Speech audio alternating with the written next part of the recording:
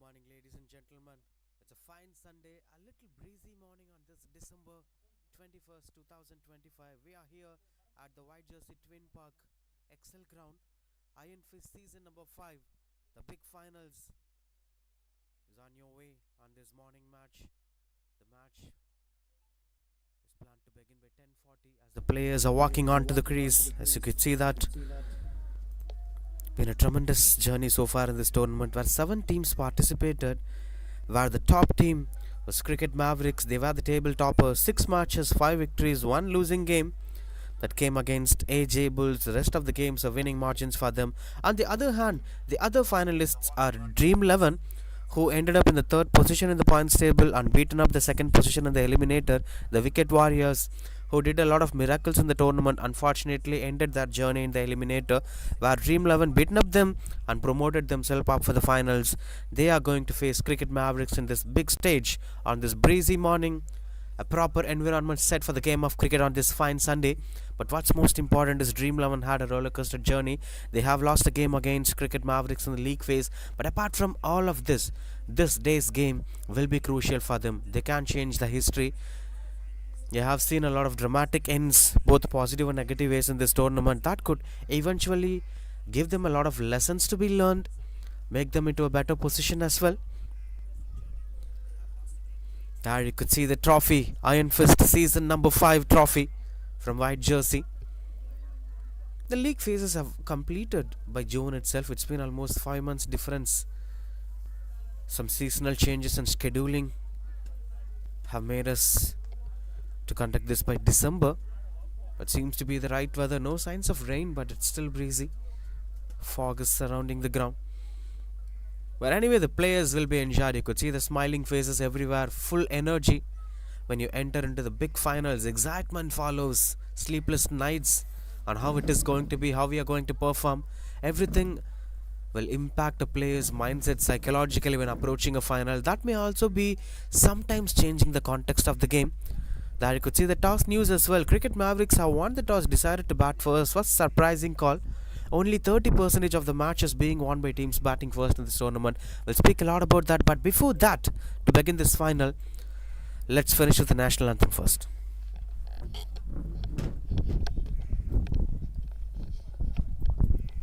जनगण मन अधिनायक जय हे भारत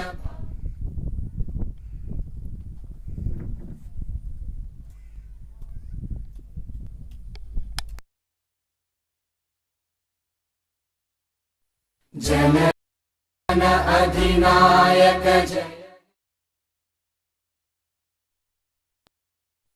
जनगण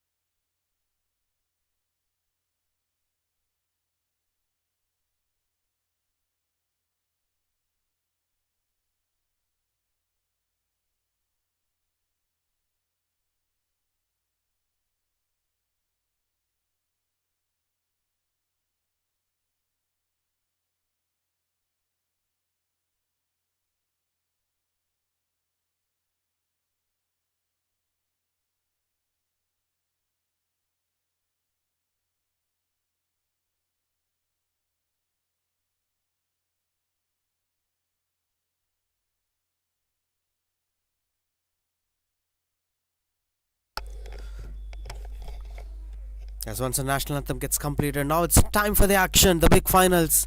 Iron Fist season number 5. Cricket Mavericks won the toss, decided to bat first, was seeming to be a surprising decision. As we've been speaking about, the numbers of this tournament specifically supported the teams batting second. After 21 matches, teams batting second have won almost 15 games, which is 71% winning ratio for teams batting second, which is 29% ratio for teams batting first. Well, that's not going to be the verdict of the game. That's not going to be something that's going to impact a team. But psychologically, they've been sticking on to that game plan than going on with the statistics. That's slightly bit surprising. Sometimes teams in that preparation will look into such statistics. Okay, teams batting second have done well so far in this tournament. Let's keep on with the same formula. But this is a strong decision, as Cricket Mavericks have done this before as well. Most of the times they won the toss, they clearly decided to bat first, which eventually made them to win the games as well. But the only losing game in this tournament for them came when they batted first.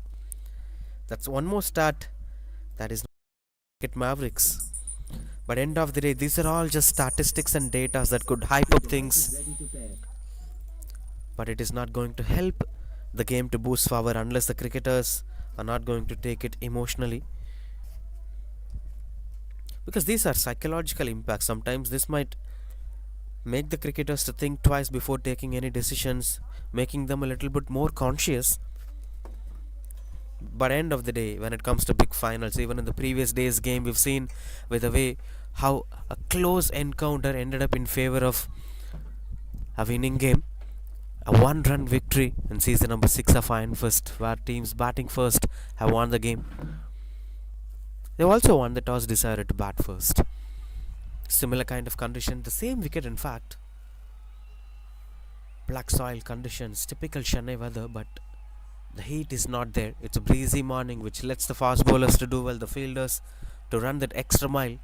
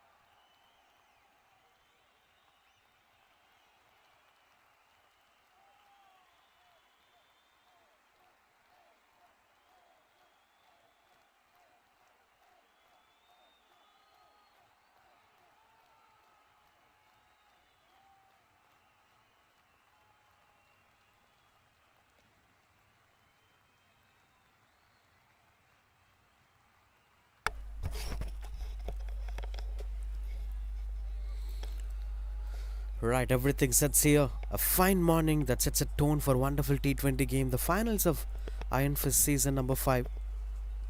Two teams with two different journeys altogether. Been a tremendous performance from Cricket Mavericks throughout the tournament. Only one losing game came against AG Bulls when they batted first. Couldn't make much number on the scoreboard. The average first inning score in this tournament 156. Right into the first ball. Catches the call. That's fielders converging and that's dropped. Opportunity missed on the very first ball. And that to the wicket of Vinod Kumar. That's pretty unfortunate for them. It's been a good length outside the off stump. He was trying to find the aerial route. It was not better connection. Everything was fine until the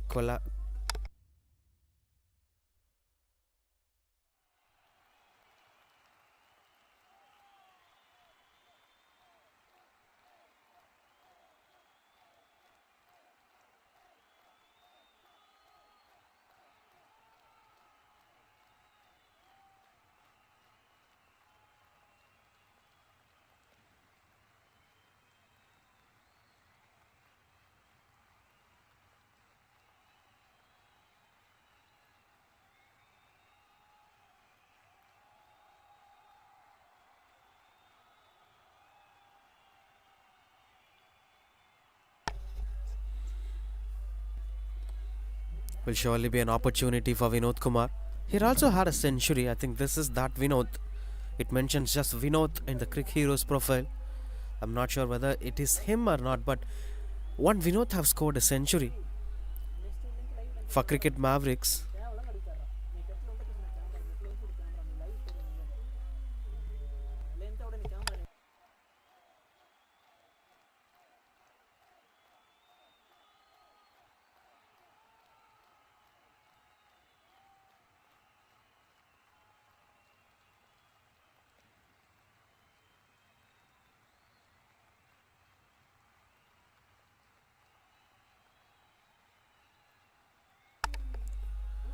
Shivaram Ramkumar with the ball.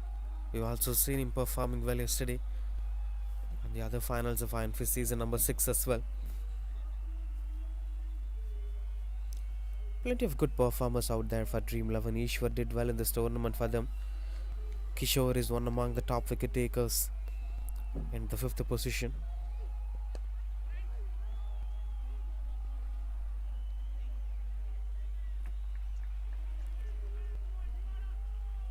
Well, speaking about the centurions of this tournament, only 2 players have scored century in this tournament. Both comes from Cricket Mavericks.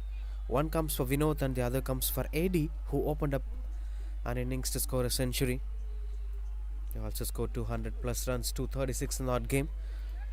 And overall, this has been a well settled side. Had a wonderful journey out there. The only thing that will be out of context is the gap between the final and the league phase games. We're not sure about the current form of this team. Individually, some cricketers may do well, but when it comes to this team altogether, the combination might have had a gap, or maybe they'll be playing different crickets, different tournaments in the same venue for the same organizer. If that's the case, it'll be just a regular day at work for them. But if that's not the case, they have to start everything fresh. That's a wonderful first over coming to an end. 1 for no loss, Cricket Mavericks.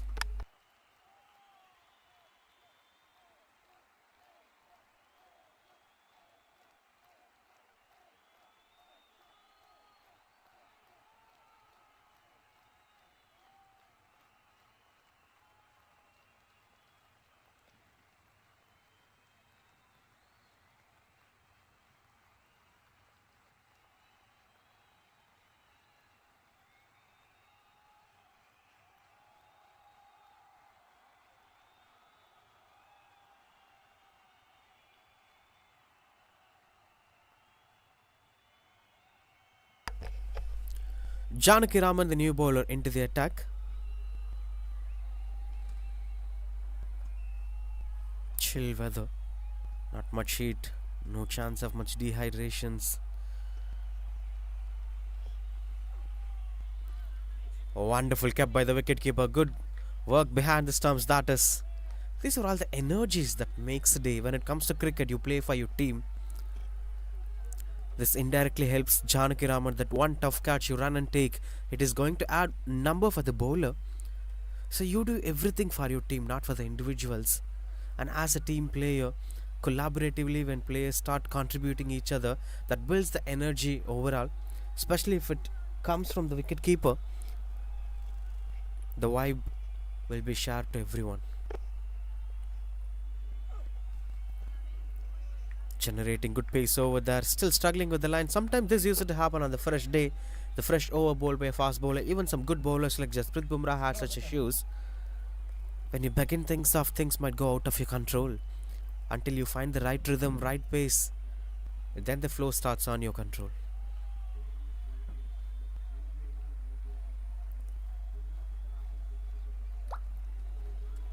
That's what's something very much important. Obviously, the previous meeting between these two sides went on in favor of Cricket Mavericks, where Dream 11 batted first and Cricket Mavericks chased down a comfortable target. So this will surely be a different game altogether for them.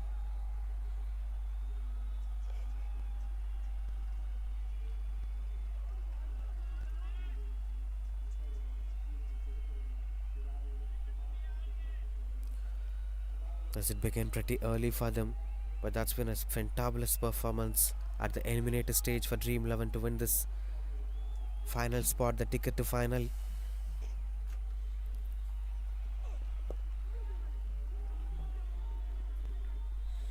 So far it's been a pretty decent control over there from the bowlers out there.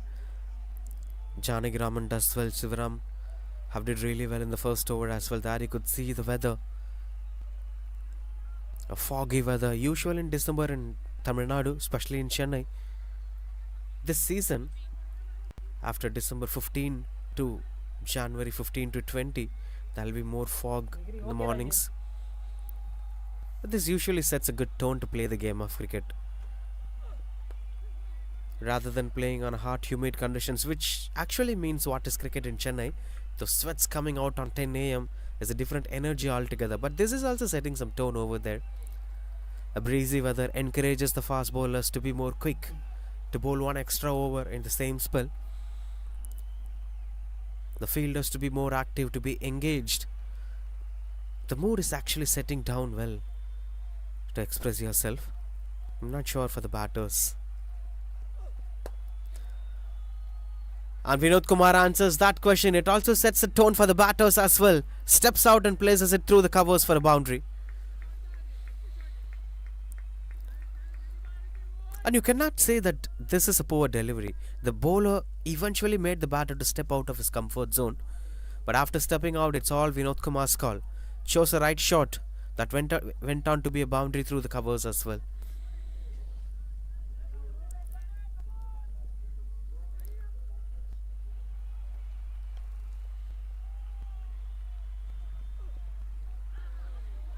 Good comeback from Janaki Raman. Well, speaking about batters scoring runs on the board, it's always important for the batters to stay for a long while, especially if you're a top order batter. That's what we've seen in the Iron for season number 6 final, where individual batters like Mohammad Aryan tried to play till the 20 overs from the first over.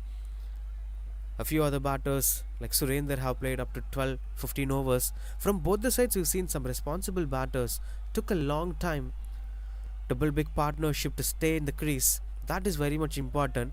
Out of over excitement, out of looking for expensive runs in the power play, you should never lose your wickets. Much better one from Janaki Raman, as Vinod Kumar is still searching, trying to play the similar kind of shot, but the length is different completely. And also the international standards of T20 cricket is changing. Even in IPL standards, some teams have changed their ideology towards cricket standards, as Test cricket is still a result-oriented format.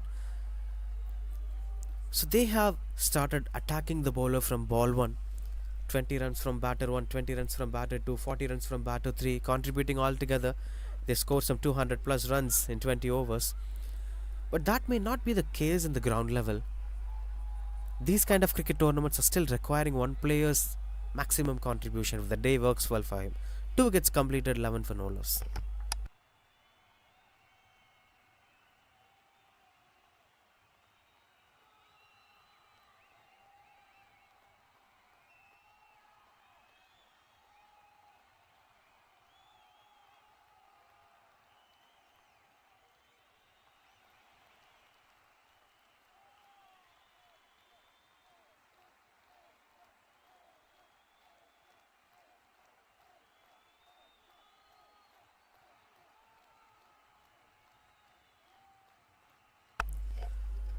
Continues out to bowl Sivaram Ramkumar. A tall right-handed batter. These bowlers were actually having short run-ups, but the pace they're generating were more than expected. They sometimes traps the batter on false expectations that the ball might be coming slow. 2 fielders on the onside, mid-on and short square leg. Rest of the fielders are standing on the offside. Catches the call and that's dropped. One more opportunity put down by the fielder. Just remember one thing, this is the big stage, this is the final, the margin for error will be very low. As it eventually went for the boundary, you may not get opportunities one after the other. It's all about setting the breakthroughs as early as possible. This was exactly it is, and this was not at all tough. It landed onto his hands and then jumped out of his hands. The fielders must be very conscious. What you did in the league phase is completely different from what's going to happen in the big stages.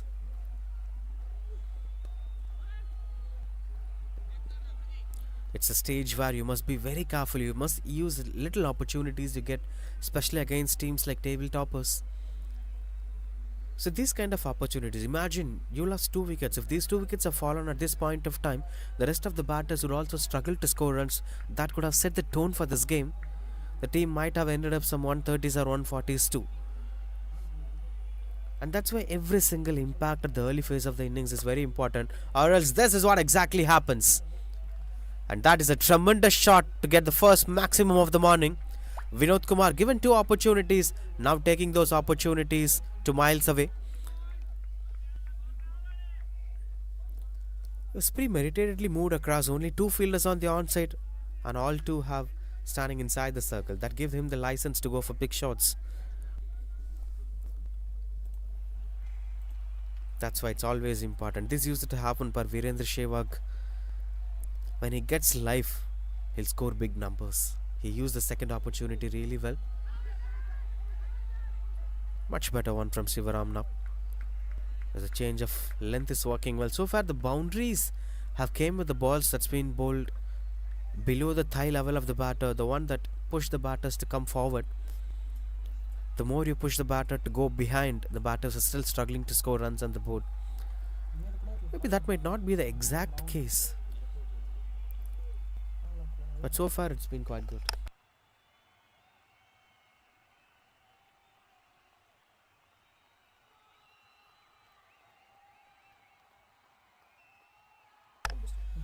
Strong appeal out there, but the umpire stood still with his decision. Well, speaking about umpires giving decisions in these kind of games, there is no DRS in this tournament, so one thing is pretty much important. Benefit of the doubt should always go for the batter's favor.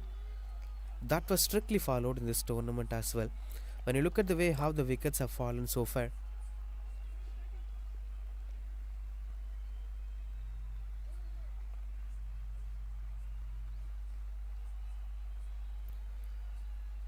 but this is going to be an interesting stuff to watch out for.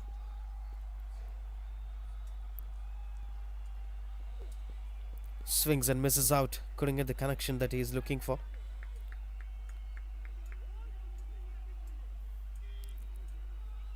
$21 for no loss.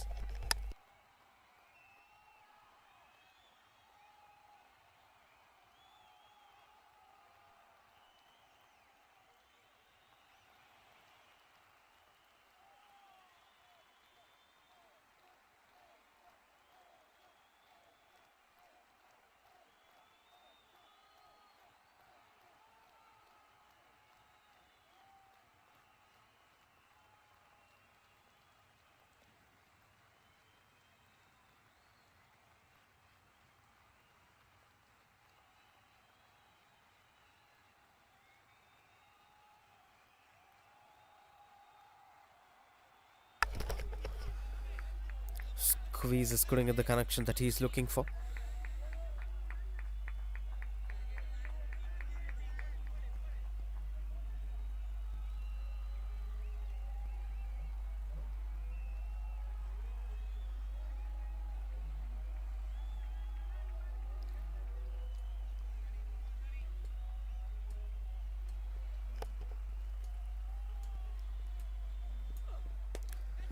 Catches the call, fielder under the ball one more time. This time no mistakes done by the fielder. The same man who dropped the catch of Vinod Kumar by hitting with the other fielder. This time he did no mistakes.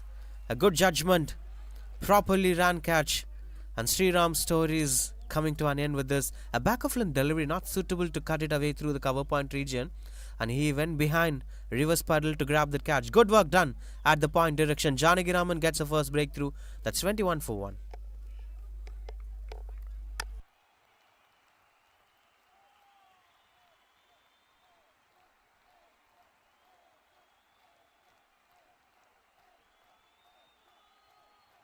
This is something called the early breakthrough that you must take in the power play. Finally, that have been taken. Sriram's wicket have fallen down. Prajesh Rajan, the fielder. And now Gokul James comes in at number 3. Another interesting player to watch out for. We've seen him in a couple of tournaments as well. It's not just about this one particular tournament. It's about the player's entire caliber. Sometimes unleashes, especially if he's a batter. So there'll be a lot of hopes for Gokul James. Comes in at number 3. Could play long innings. Usually plays 20s and 30 overs games as well.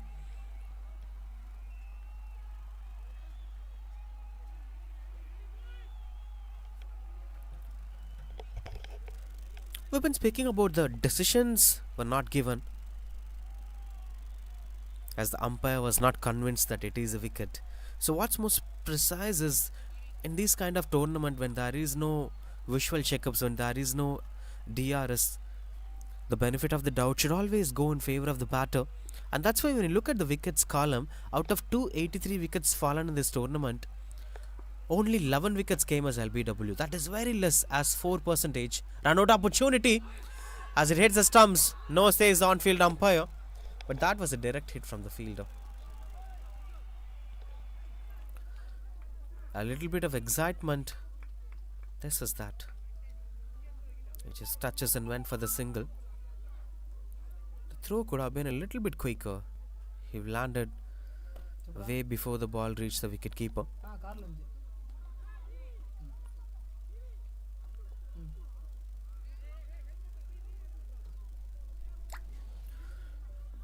Gets off the mark with that single, Gokul James. While speaking about the less number of LBWs being given, out of 284 wickets, in fact, 284 wickets, only 11 wickets came as LBW. That's as less as 4%. Even though it is very low, sometimes even if it seems to be 50% chance for wicket, the umpires may not have risen up their fingers unless they're 100% sure about that. And that's why if it is a LBW call, most of the times the bowlers will not get the result they are looking for.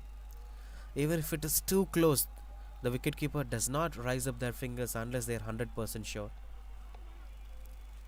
49% of the wickets came in this tournament. Out of 284 wickets came as catch.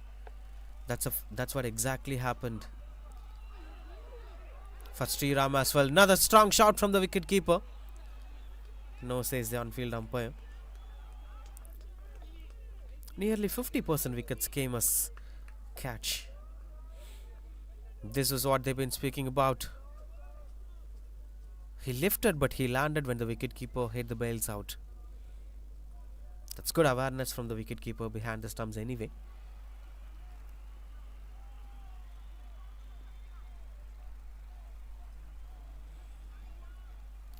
Now this may slow down the process of Vinod Kumar as well. He was looking really good when he had Sriram with him.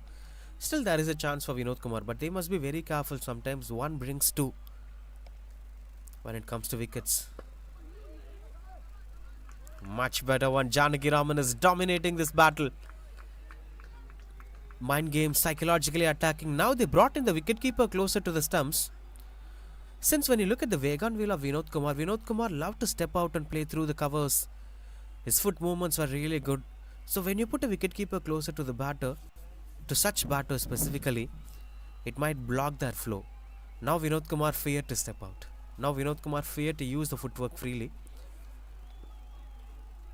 Good work from the skipper and the bowler as well.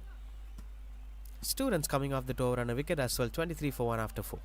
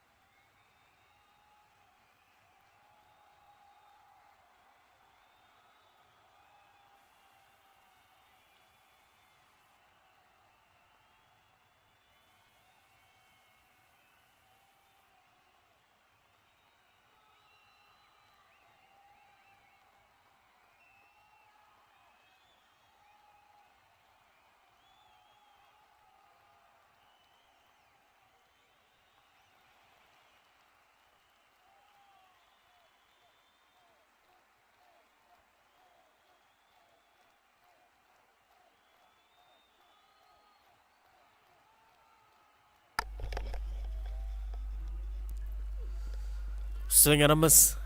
Shivaram Ramkumar continues out to bowl his third over. The pace attack continues. And the batters must be very careful in not losing one more wicket in these conditions. This is very unique captainship where he brought in the wicketkeeper closer to the stumps for Janaki Raman. Did not let Vinod Kumar to step out. And bowling with the same spell until the 5th over. In typically T20 crickets, nowadays we are watching 4 to 5 bowlers bowling the power play, and then they'll be shuffled across the middle overs and death overs. But here you could clearly see one bowler, the mainstream bowler, continues his third over, which is very rare sign to see in T20 format. This happens only when you have two options. One is this power play bowler whom the captain believes that he could bring one more impact in the power play, one more wicket in the power play. That may be one reason for the captain to bring that bowler for the third time. The other reason would be they'll be having precise bowlers for death overs. When you have different bowlers for different parts of the game, you can have that option. Catches the call, fielder over there. As they've been converging together, will be a couple of runs on the board. Maybe that must be the reason. There will be dedicated death over bowlers who could bowl at the 12th over, 13th over, 16, 17, 20s. You need not to depend on Sivaram Ramkumar to bowl the 18th and 19th over. If you get that freedom, you can use that mainstream bowler to bowl 3 to 4 overs, even 4 overs in power play. You've seen Mahendra Singh Dhoni using Deepak Chahar in many instances like that when he had a good package of death bowlers. Oh, this is very unfortunate. Very unfortunate. But you could appreciate the wicketkeeper for his effort, but that must be having a little bit of common sense as well. He was very busy behind the stumps. He was very agile. Even a small mistakes, he's keenly watching the batters. But at the same time, you must inform your teammates on your plans. By anyway,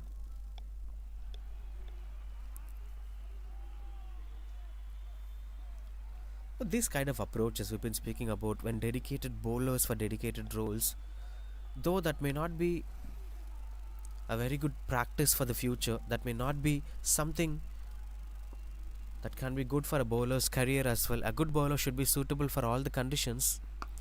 This time got the connection better. Stand and deliver as it goes for maximum from Gokul James. That's why I mentioned he is known for his reputation. Even though we didn't find much big numbers for him in this tournament, we've seen him performing well in many big tournaments.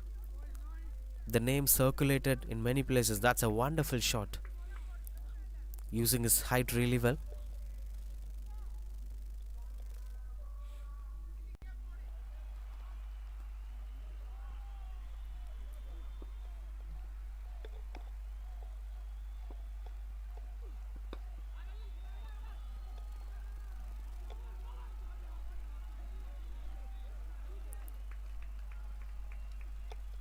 Five gets completed, 34 for 1.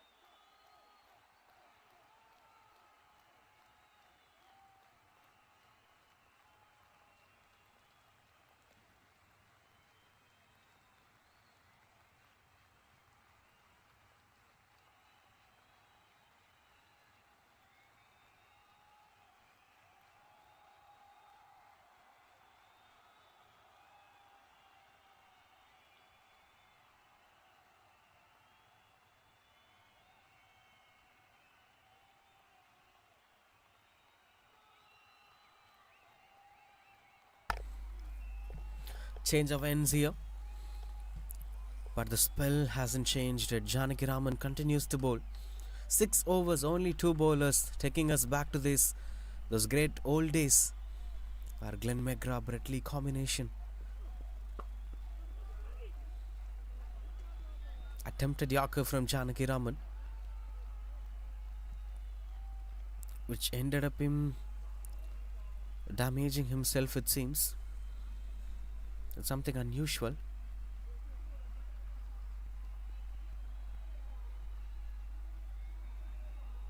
That may need the help of physio as well, as there have been something, maybe ankle twist or something related to that. That extra energy to bring on the Yorker while landing.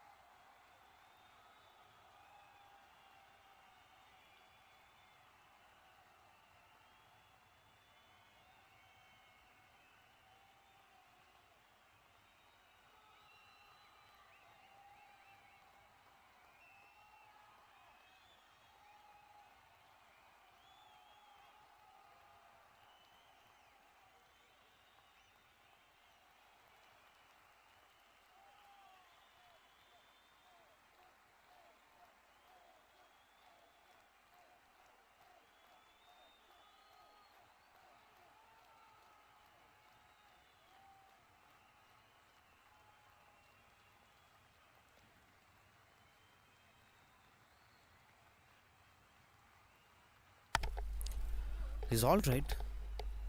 He's been injured on his right leg. That's surprising. Him being a right-handed bowler, he'll be landing on the left leg. On most cases, the left leg will be prone to injury for the right-handed bowlers, and for left-handed bowlers, right leg will be prone to injury. But it is because of the follow-through, it seems. After landing, he must be good, but at the follow-through, he might have got injured. But anyway, that's very much important. Fitness, more hydration is important for a bowler.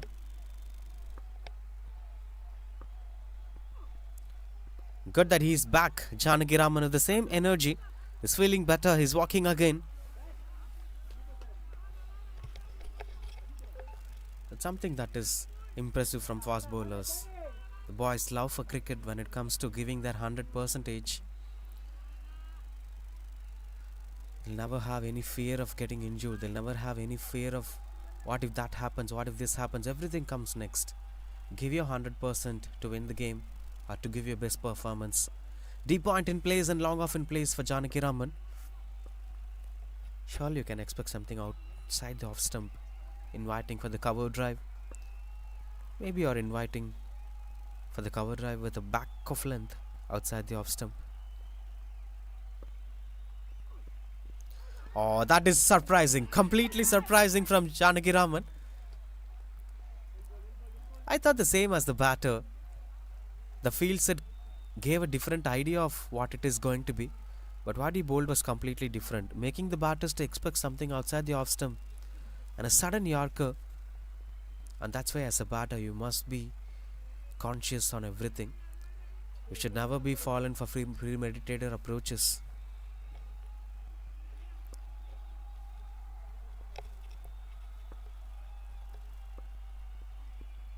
Hope is okay.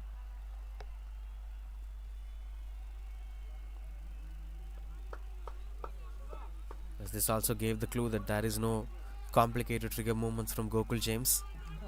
He is not trying to step out.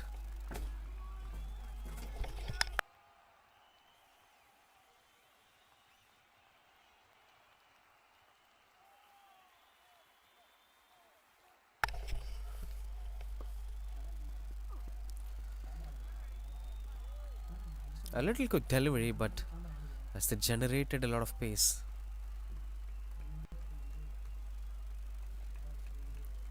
Went out to be a little unfortunate as well. But this over is taking longer than usual. Sometimes this breaks the rhythm of the batter. Gokul James are looking good. Scored a sixer in the previous over. Now this gap might make him to wait. Might break his focus. Catches the call and that is taken. And that rhythm break worked exactly. They took extra time. They made the batter to wait. And his focus got shifted. He's walking away, Gokul James.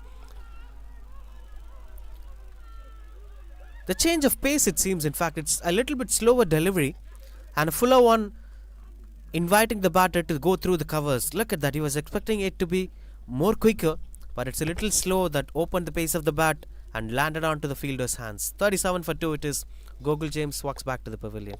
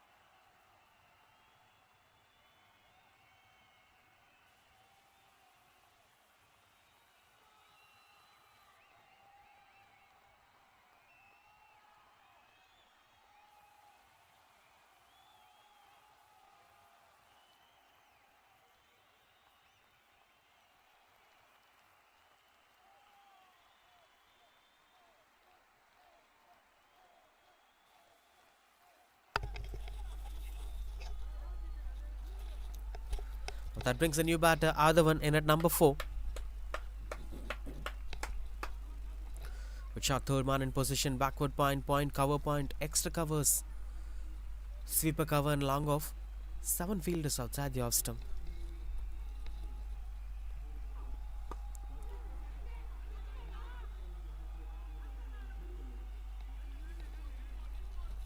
Gets off the mark straight away with that single, Adhavan. But this is turning out to be a good power play for both the sides, with one set batter from Cricket Mavericks is still there. They could make up something out from here. On the other hand, Dream 11 picked up 2 crucial wickets, especially the wicket of Gokul James after he set himself out. With the same bowlers, Janaki Raman and Sivaram Ramkumar are the only bowlers bowled at the power play, with Janaki Raman being the wicket-taking bowler so far. Seems we may see a lot of spinners coming into action after the power play. Wicketkeeper closer to the stumps. Another chance of a wicket. And that is taken. Wicket number 3 to Janaki Raman and Dream 11 as well. But this time it's a wicket of a big fish, Vinod Kumar, who had taken care of the power play right from the beginning. Is now losing his way in the middle. Smiling faces, energy brought back to Dream 11 side. 1 over, took some extra time. He got injured, bowled a couple of wides, and then came this magic. Wicket after wicket. A little bit of extra bounce, and that seems to be a nothing shot. He seems to go find the aerial route, but not sure about the direction. Good catch taken at the covers. 38 for 3 it is. Cricket Mavericks.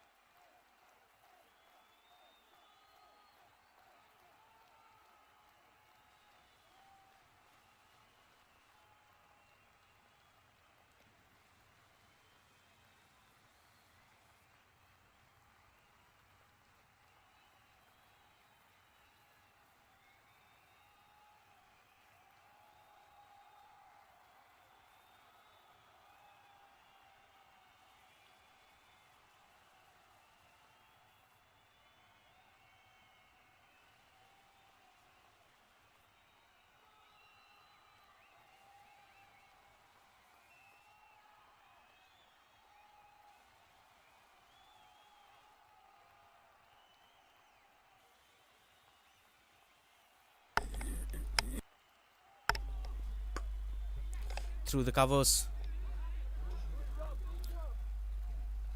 Muthumaran, the new batter, came in straight away to play the last ball of power play. That's how power play is getting to an end. Now it's slowly falling into the Dream 11 side. 38 for 3 after power play.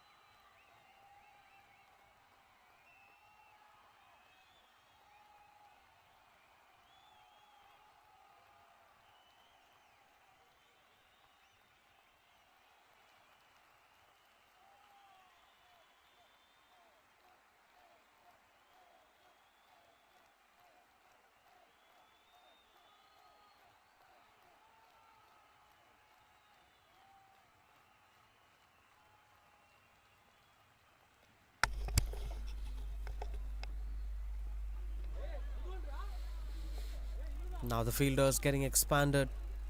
Third man, sweeper cover, long off.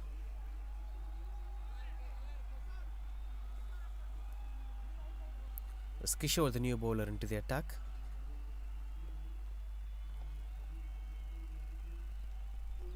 We've also seen Kishore playing yesterday's game as well. A regular commodity cricketers, weekend defines cricket for them. Especially these kind of weather patterns will surely make them enjoy the brand of cricket. Shot third man in position now. And that is a deep point fielder.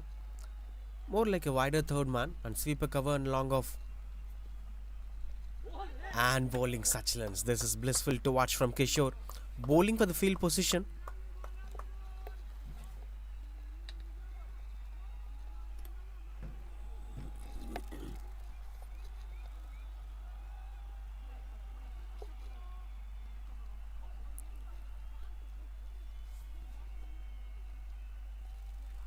There have been some discussions that there is a huge gap. Square leg and fine leg kept empty. Short mid-wicket fielder and long on in position on the onside. The batter, that's why he's moving across, and that is really good length. Mind game from Kishore. He's openly accepting that it is okay to concede runs on the square leg or fine leg and let the batter try and score runs in that region. This is more like an open challenge. If you want to score runs, you can score runs there. But I'm not going to place my fielders in those regions. Confidence coming on to play. But there is one fine leg fielder at deep as well. Swing and a miss, couldn't get the connection that he is looking for. Kishore is claiming that the batter moved to the off stump line, and so the wide line moves along with the batter as well. Seems like a proper claim, but the on-field umpire might see something different, like the batter couldn't have moved much to the offside, or the ball might have been a big wide. But anyway, that's the final decision. He's also doing really well. Kishore is playing some mind games. There are plenty of options. Now what happens is, there is gap over the short third man fielder, there is gap at the deep mid wicket, but showing one gap to the batter and making him to play that region, oh my god, that is an opportunity. Muthumaran fell short of the crease. So, rather than watching the opportunities in 360 degree, the batter watches only one place, the square leg. Now this blocks all the other options he have, the strike rotation, running between the wickets, boundary through the covers. He forgot all the options. Now this is more like psychologically blocking batter's mindset. The bowler is making him to think what he wants him to think. But anyway, he finds the placement. Adavan gets his region and scores a boundary as well. I'll still say this is more like the way we guide the horses, blocking their side views, making them to focus on only one thing. This may be a dangerous sign, but this is a wonderful shot from Adavan, having good hand power, the bottom hand coming on to play. I'll still say not to look on that one gap by losing all the other opportunities you have. These are the areas where the batters will lose their wicket when they start thinking of only one perspective. Oh, cheeky attempt once works one more time. A very risky brand of cricket here from Adavan. Not at all worries about losing his wicket, trying to bring some change in the game. Another boundary to end the over, 47 for 3. But this is more like an interesting stuff. When the fine leg fielder was moved a little bit squarish, he straight away tried to attack the fine leg region. Good mind game to watch out for. 7 gets completed, 47 for 3.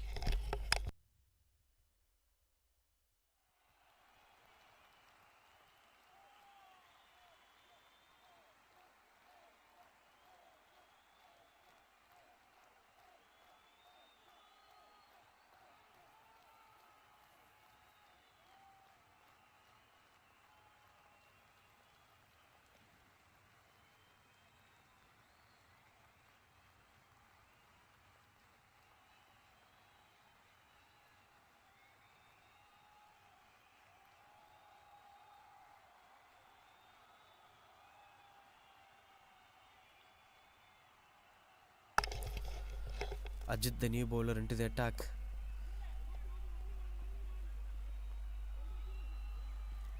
This is really good brand of cricket here from Ajit. In fact, from the entire Dream 11 unit, the way how they planned this innings, the way how they shuffled their bowlers were impressive to watch out for. So far, we didn't saw any spinner coming into the game. It's more like medium pacers dominating this innings. With Janagi Raman picking up 3 wickets, the rest of the bowlers were also adding more pressure to the new batters.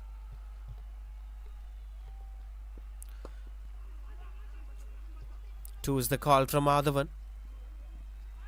Oh, that went for the boundary, in fact. Could have been stopped. Seems like a little lethargic effort while reaching on the ball. He ran really well, got closer to the ball, but a little bit reluctant while bending down. Oh, that's very unfortunate. I'll still say the first boundary of Adavan was clear-cut boundary. The rest came with a little bit of luck factor, but that's also countable. He took the risk, and sometimes luck favors the one who takes that risk. That's what exactly happens to Adavan. Aiming for the second run as well. Father is coming back for the second run. The small margins impacting them a lot. That 50 plus runs. Cricket Mavericks moving with confidence despite of losing 3 wickets in the power play. I think some batters like this are very important. Using this, Muthumaran could build his innings. This phase was taken care by Adavan. Not sure how long he's going to be there on the crease, but as much as he's there on the crease, he'll try to increase the run rate, where the other batter could also set themselves up for the secured future of the team. Strong shouts. White signals the on-field umpire.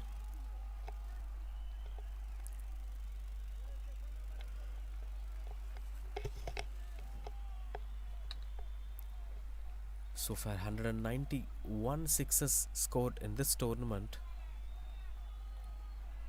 And when you look at the way the numbers came in this game, 2 sixes came in this game, one from Gogol James and the other from Vinod Kumar. Overall, 193 sixes. 7 needed for 200 sixes in this tournament. Might eventually reach in the second half as well, as both the sides have top quality batters with 6 hitting abilities.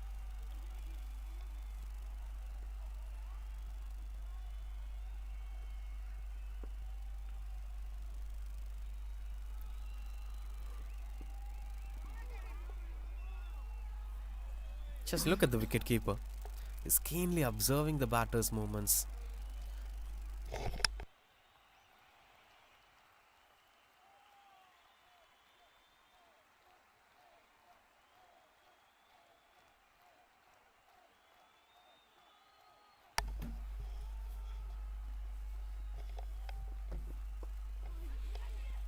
That is very unfortunate. Leading edge, leading up to an opportunity, but nobody's there to grab that opportunity. 8 gets completed. Pretty decent over here for Cricket Mavericks. 57 for 3.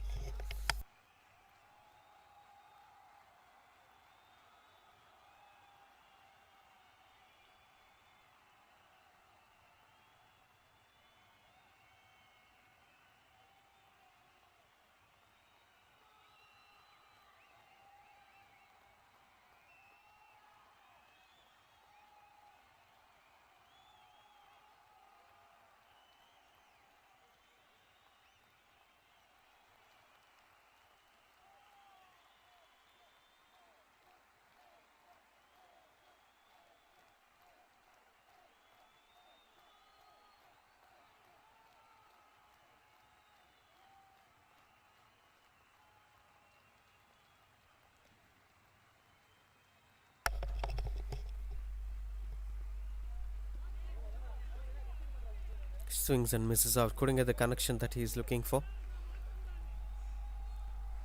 A bit of extra pace and extra bounce from Kishore. Well, Muthumaran is a different batter comparing to Adhavan, as Adhavan is trying to take on the bowlers while Muthumaran is taking his own time to build the innings. Must be really good. He could rotate the strike and giving it back to Adhavan and watch the show, so that he could also get himself well. But this is a beautiful shot, goes for boundary. Slicing with the timing. Just use the pace of the ball to place it to the boundary ropes. Now Muthumaran has also started getting some runs on the board. Look at that shot. And that was a wider third man, to be very honest, but couldn't reach the line of the ball.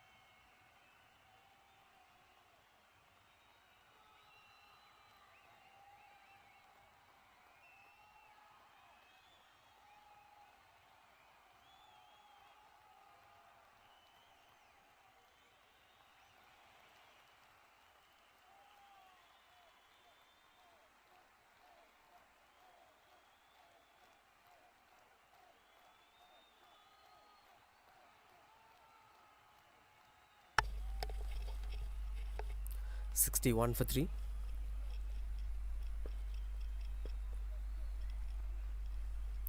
Continues up to bowl Kishore. Another good shot at the same region. As they're having a man in deep, will be just a single. But this is actually setting up the batters to do well after the power play, the first spell, which actually dominated the bowling. Janaki Raman and Sivaram. But now the spell 2 is actually lighting up the pace of the game, where the batters are finding it a little bit comfortable to score runs on the board and trying to come out of the pressure.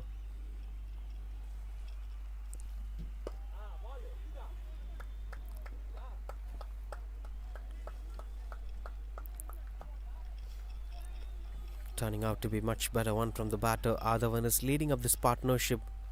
Fearless cricket despite of losing wickets. Maybe that's one thing that they could take from the modern day cricket. When wicket gets collapses, sometimes the rest of the batters will also start finding it difficult. Oh, surprising one. A fuller length, a bouncer, one after the other. Twist and tails coming with Kishore. But nowadays in modern day cricket, losing wickets doesn't concern much for the batters. Even if the wicket starts falling, they play with the same aggressive intent or maybe positive intent, which is very much important.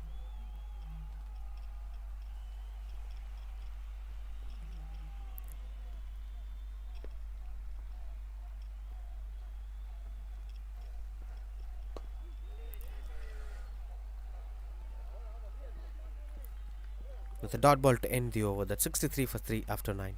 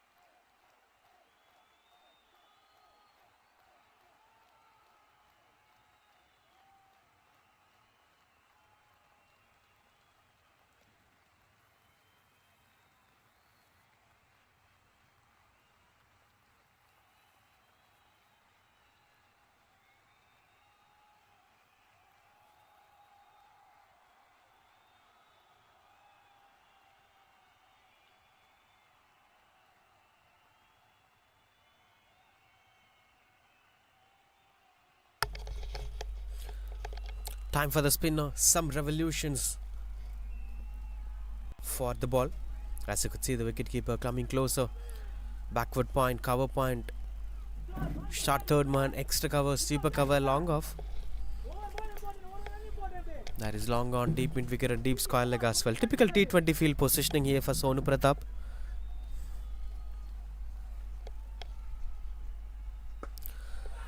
Slogs it away. That stand and deliver stroke making from Adhavan. You gotta wait for the on-field umpire's decision on where it goes. The partnership moves to 31 plus. Well, this was that shot we've been speaking about. A little bit of flight on the ball, which is more than enough for batters like Adhavan to play in that region.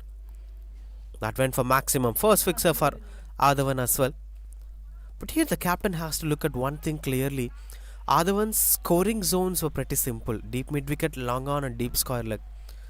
When you look at 80% of the runs scored by Adhavan, it came in those regions. Especially those boundaries came in those regions. So it's important for the bowler or the captain to tighten that particular region where there is wicket opportunity as well. This time through the covers as the long off chases down the ball. Will be a couple of runs on the board as well. This is really challenging stuff for the bowlers to stop this batter goes. He's also not actually being much defensive. He's actually attacking bowlers one after the other, trying to unsettle the bowlers to create impact in the game.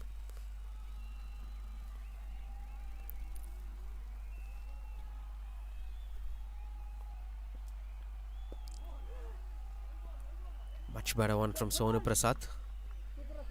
As things were quite good under control with this.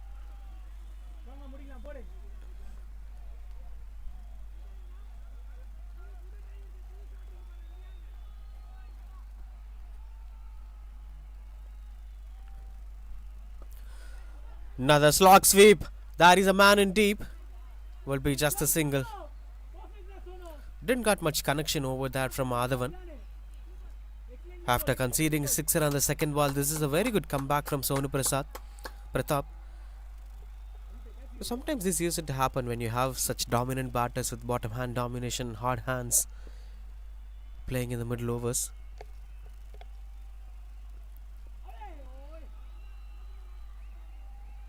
So 9 runs coming off the over, the 10 gets completed, 72 for 3. Now there will be hydration break and the change of ends as well.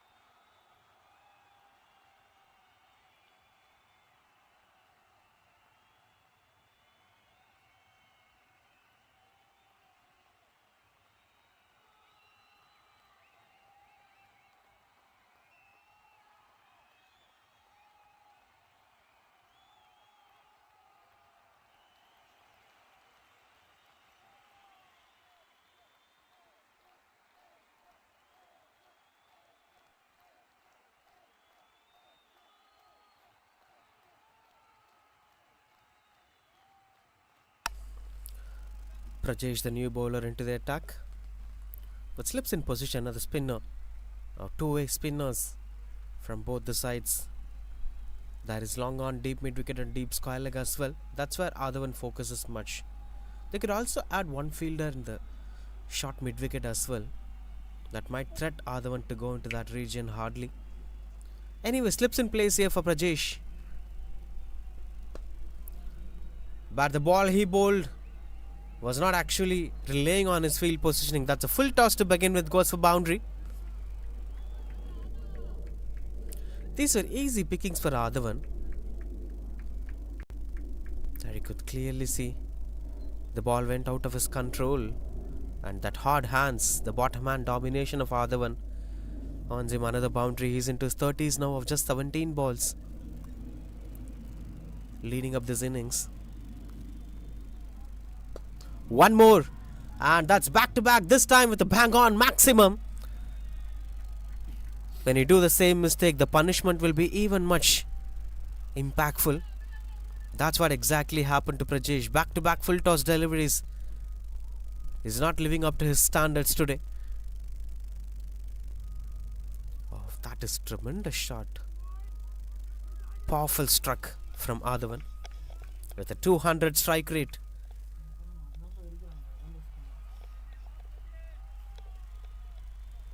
Is carrying the hopes of the side here, Adhavan. One more. Another shot, this time goes for boundary to the right of the long off fielder. Only long off fielder is moving left and right, and the results are not changing. 4-6-4 from Adhavan. And he's trying to use the maximum from Prajesh. One more full toss. There you could see the region. Complete power, that is. Complete power. No pace on the ball. So you have to generate the power with your bottom hand domination.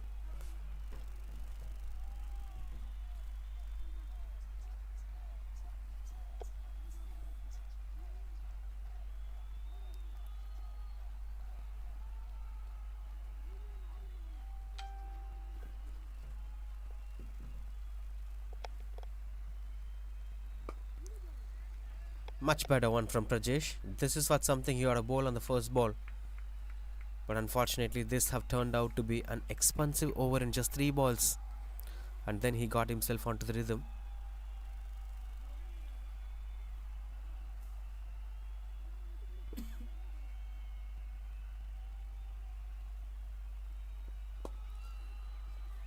Catches the call.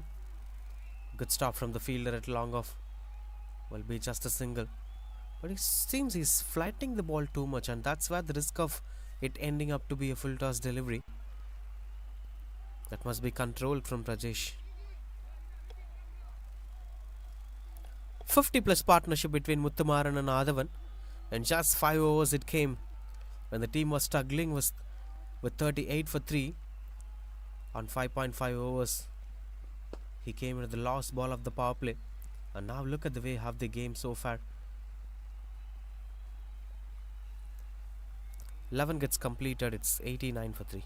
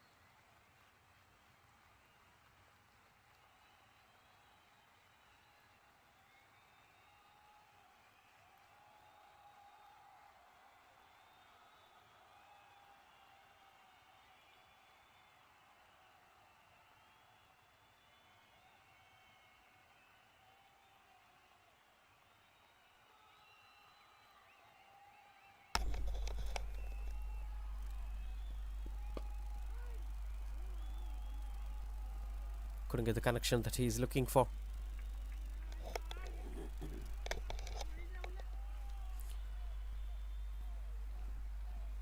Ajit back into the attack.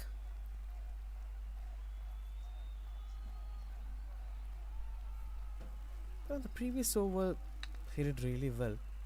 Even though Prajesh did not bowl well as a spinner, the spinners have done well so far in this tournament.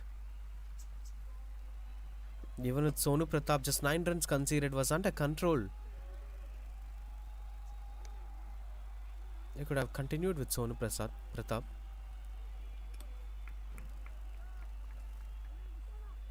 There may surely be reason behind Ajit into the action. There is a bright possibilities of them scoring 160 plus. The projected score shows 159. The average first innings total in this tournament is 156. They could eventually cross that, and they could eventually make it a winning number as well.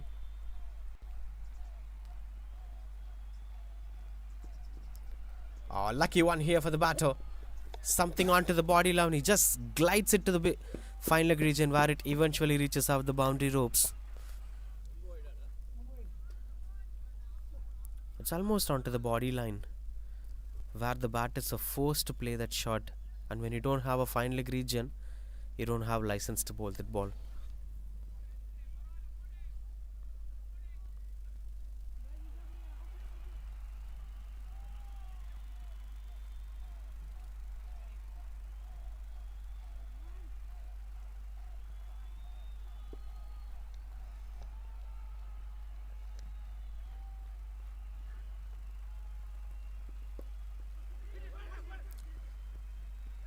Two is the call. And they are not running back for the second run.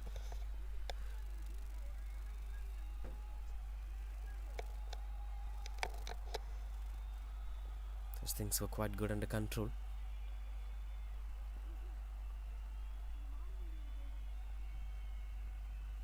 He's trying to push things moving forward.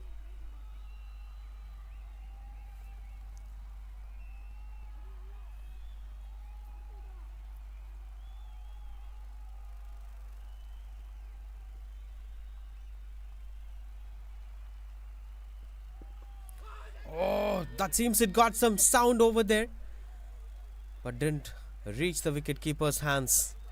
Maybe having a nick. But good stop from the wicketkeeper. Tremendous stop to save the boundary as well.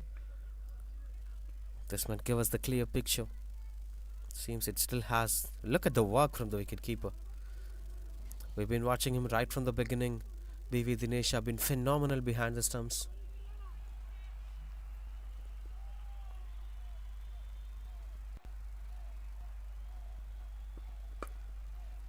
Slams it as it goes for boundary as well. Change of pace from Ajit, but Adavan stood strong. He watched the ball clearly to place it over the boundary ropes. I could clearly see that a surprise slower delivery, but Adavan was not at all surprised. 99 for 3.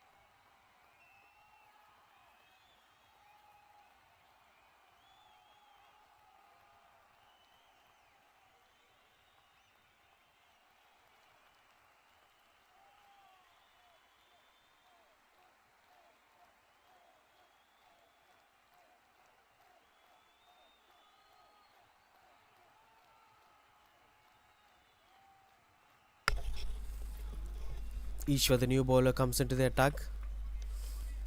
Sonu Pratap is not continuing. Swings it, misses out. Couldn't get the connection that he's looking for. They're trying to operate with the fast bowlers, as that might be something that could help them to do well as well.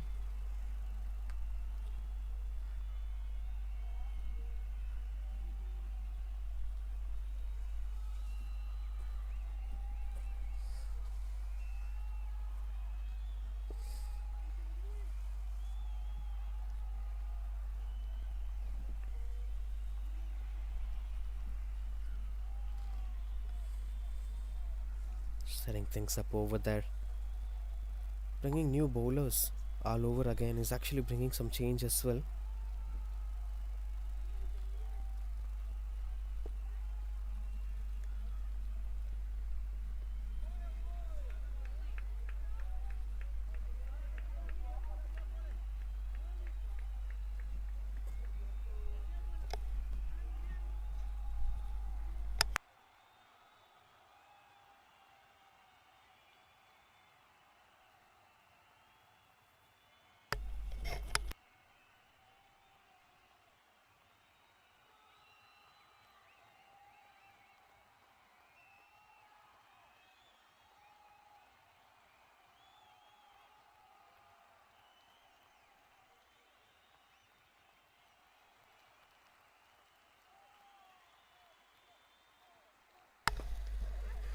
Catches the call, but that seems to be a little bit lucky.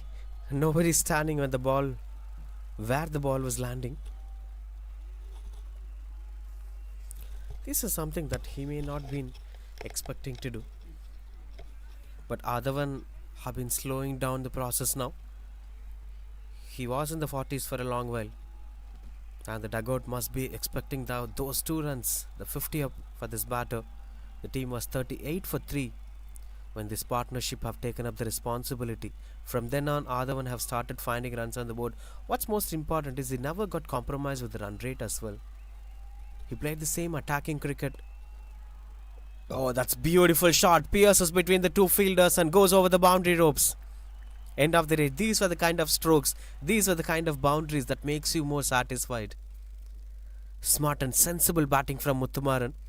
The placement was so precise that it is not even a loose ball. He made it look like a loose ball.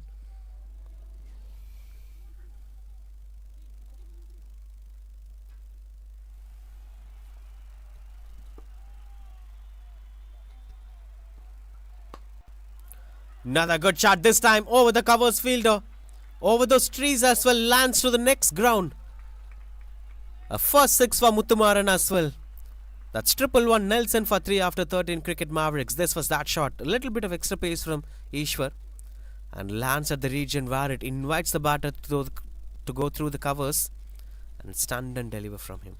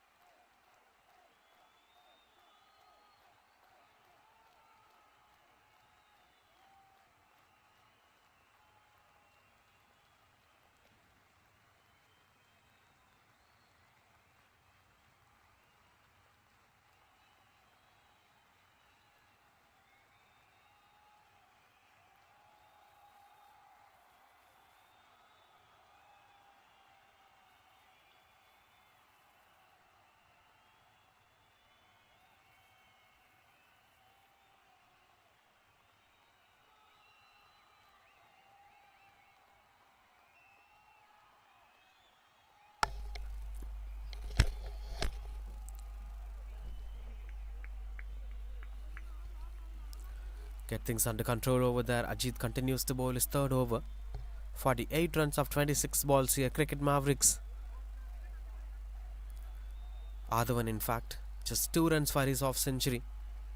Mavericks are in comfortable position. There is a bright possibilities of them reaching 170 or 180. Even way more than that could be a winning total.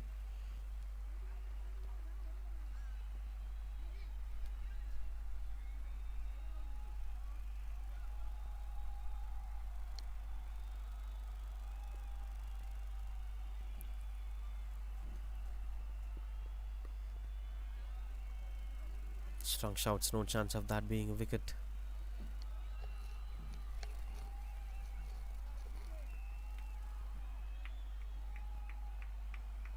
The flow have been stopped at some point of time, and that's where Muthumaran taken up the responsibility as well. There was a point when Adhavan started scoring 1 or 2 boundaries every over. From then on, for the past couple of overs, we didn't saw much explosions from him. Staying at the non-strikers and spending some calm time over there. And this is what being done on all of those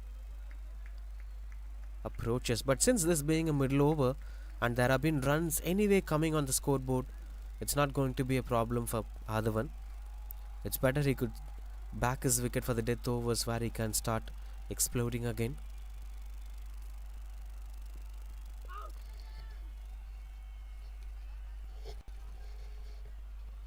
So that's pretty much important for him to carry on with the rhythm. 4 runs so far in this over with 3 wides and 1 single.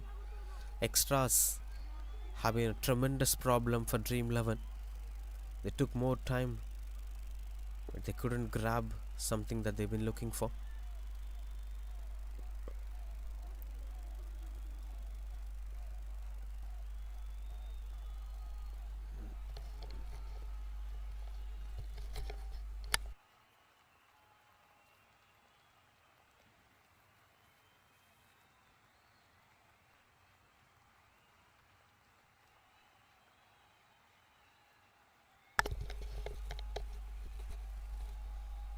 Moves across, flicks it away. That's 50 up here for Adhavan in just 28 balls.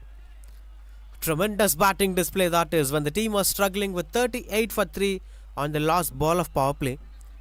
This man took up the entire responsibility. There were expectations that the scoreboard might be ending up for 120 or 130, as nobody is there to take that movement into a positive one. And this man took that moment, converted it into a positive one without compromising on scoring boundaries.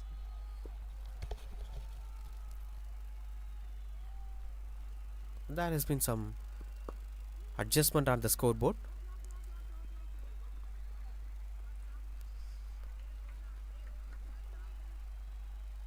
think they should rework on where it exactly began. Adavan had scored 2 singles in this over. You've already crossed 50 plus runs. There have been some scoreboard issue.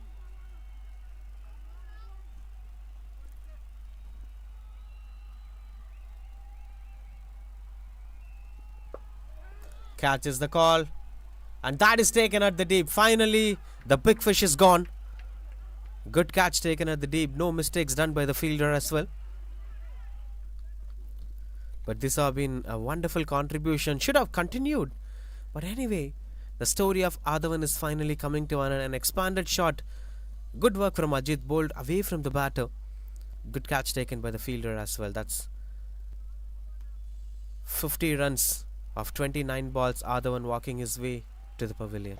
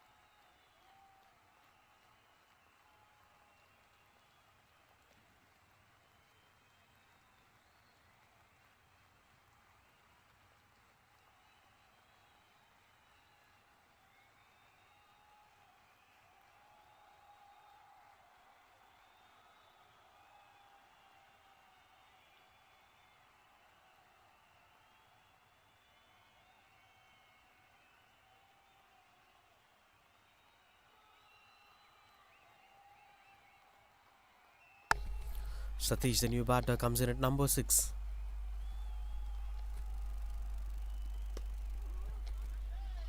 Oh, beautiful shot that is. Beautiful timing as it goes over the boundary ropes. Gets off the mark with the boundary, Satish.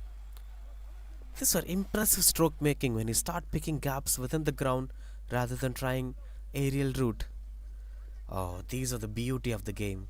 He created the room and placed it where nobody's standing in the deep. 14 gets completed, 122 for 4.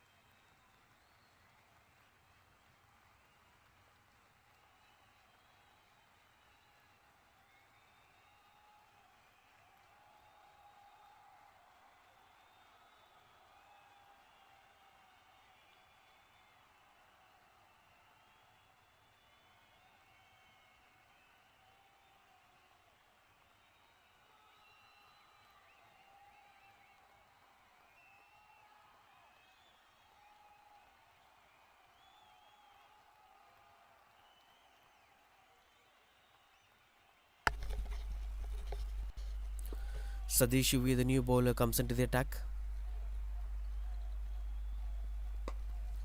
Finds the aerial route, catches the call. And that's put down by the fielder. Tried his best, but eventually ended up being a drop catch. And good save at the deep as well from Kishore at the final proceedings, but this should have been taken. Good start to Sadish Uvi. Unfortunately, he couldn't grab the wicket. Did everything right. But unfortunately, that went out of his control. Now Muthumaran will be trying to lead up this partnership where Adavan left this game.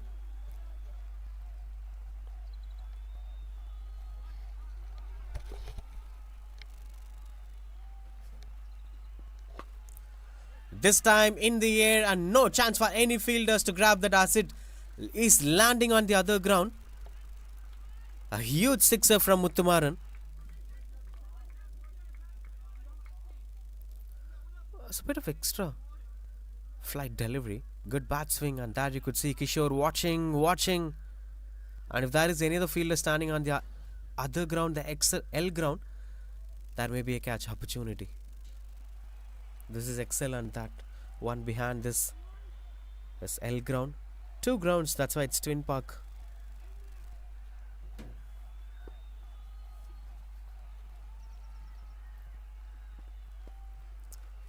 That's high in the air and lands up to the fielder's hands. Second opportunity. Couldn't get much over that. This is turning out to be an expensive over. 2-6-2. 10 runs already with 3 more to go. Where every new bowler being introduced are getting punished.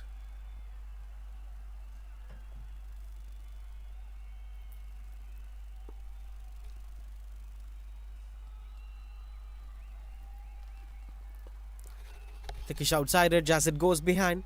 Fielders chasing down the ball, only to be a spectator watching that going over the boundary ropes. 2-6-2-4 this time.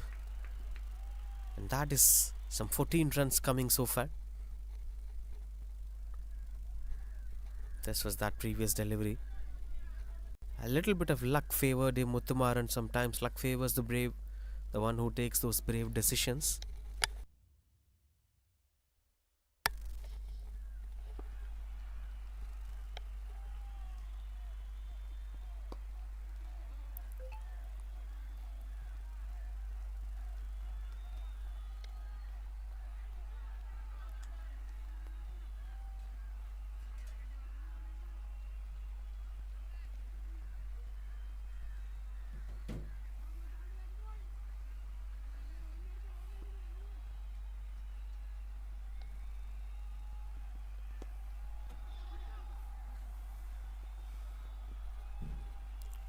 Single to end the over. 16 runs coming off that over. 138 for 4.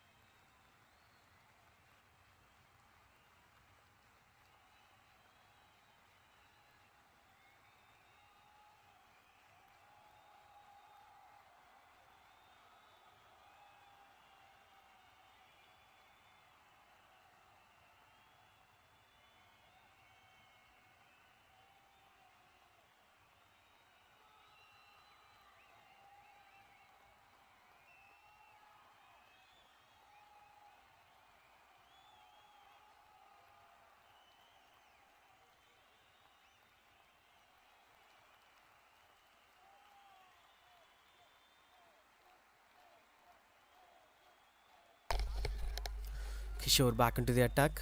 2 overs 0 for 15. Bowls some surprise bouncers and Yorkers. That's a good mix of variety.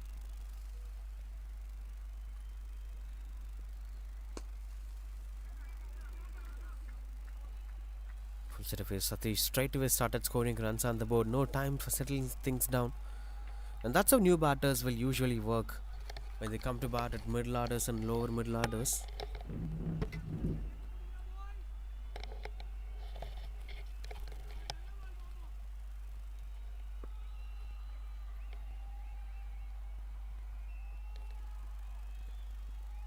Oh, that's clean bowled. Getting down that inside edge and hit the stumps. Muthamar and the set batter is gone. And Kishore brings up the breakthrough. The consistent efforts and hard work. He was trying to bowl that length right from the beginning of his first over. But now it finally brought him the result that he is looking for. Another big wicket have fallen down. 139 for 5 it is. Kishore got his first one.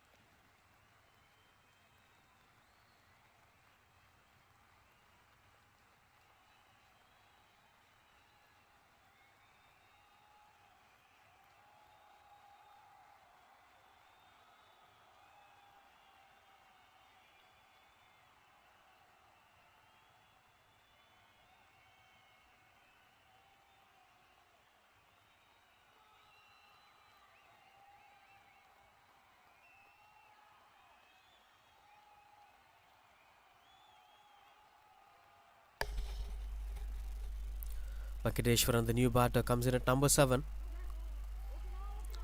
Straight away gets off the mark with that single as well. This is pretty crucial and critical for Cricket Mavericks. They got a pretty decent middle order batting. They didn't got a good start in the power play, yet they managed to score runs with the efforts of Adhavan.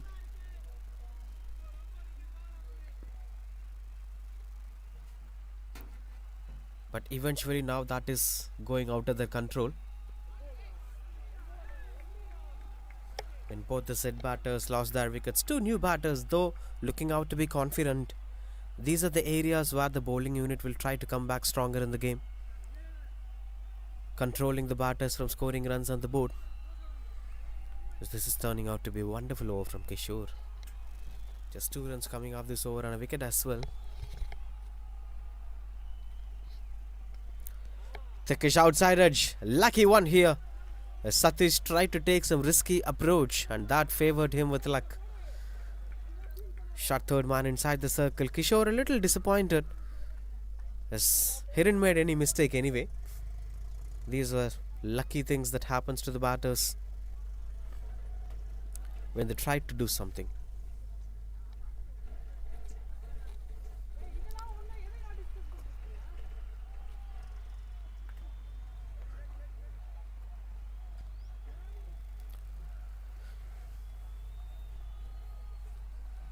Trying to bring some changes on the table over there. The extra bounce that works well for Kishore sometimes ended up in favour of not getting the result that he is looking for. But that need not to be taken as a concern. He bowled a really good delivery. Just 6 runs coming so far. Oh, much better one. Tremendous bowling that is from Kishore to get this done. 16 gets completed, 144 for 5.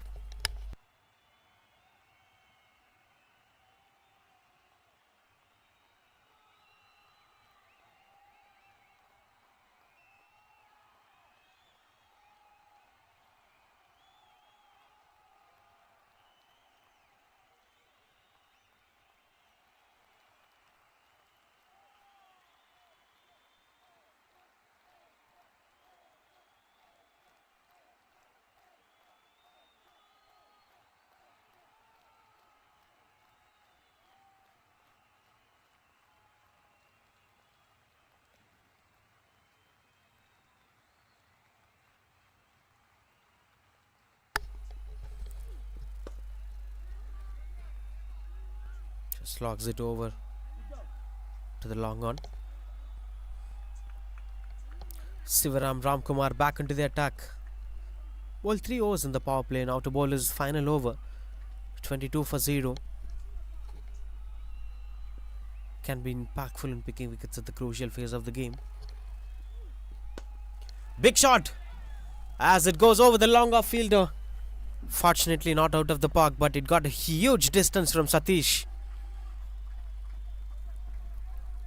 Stand and deliver stroke making with the likes of Mahendra Singh Dhoni's finishing style. Look at the bat swing and standing. Oh, these are really good to watch out for.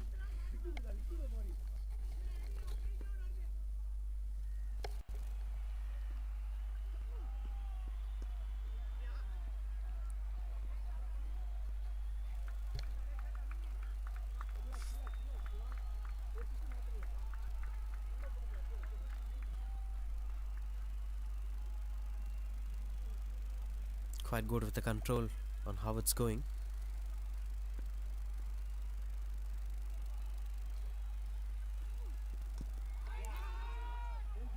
Two sounds over there onto the pads this time.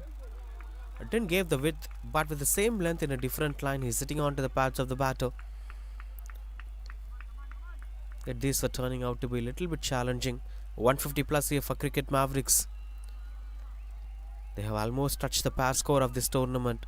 Anything more than this could be an add-on to them so that they can fight well in the second innings.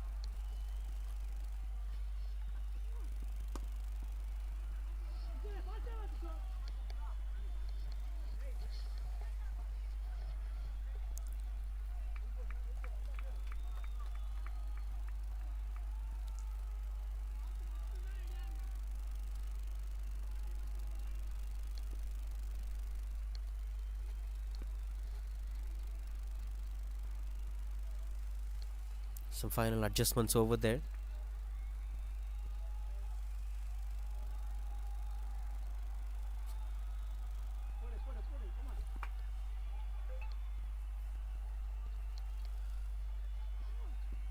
Clean ball, that is.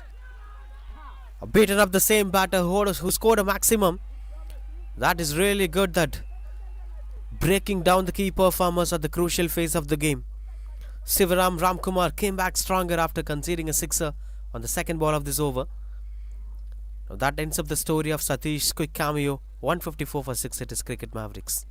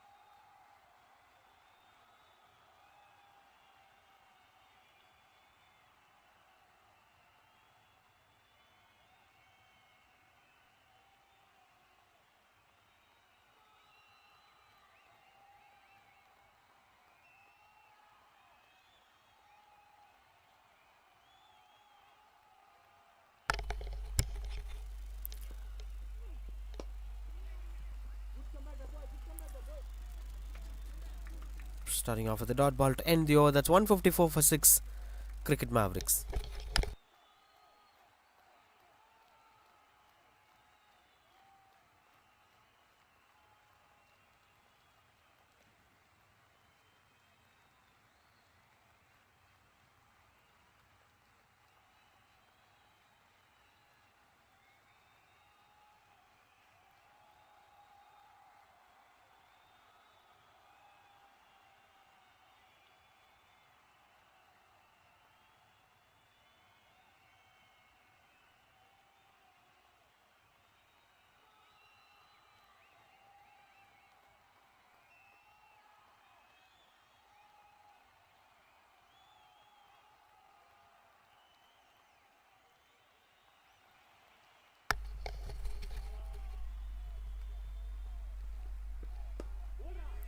Beautiful end.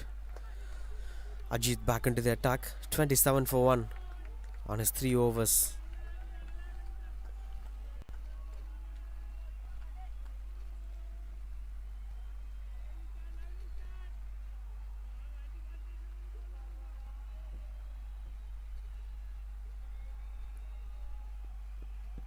Onto the patch, straight down. As the fingers gone up from the on-field umpire, that's the story of Venkateshwaran coming to an end. This ball particularly have skid on to the batter. We've seen good bounce in these conditions. Kishore extracted extra bounce, but look at this. It's a bit of low-kept delivery that Venkateshwaran was not also expecting. Good on from Ajit. Second wicket for him. That's 154 for 7 as Cricket Mavericks have started losing wickets.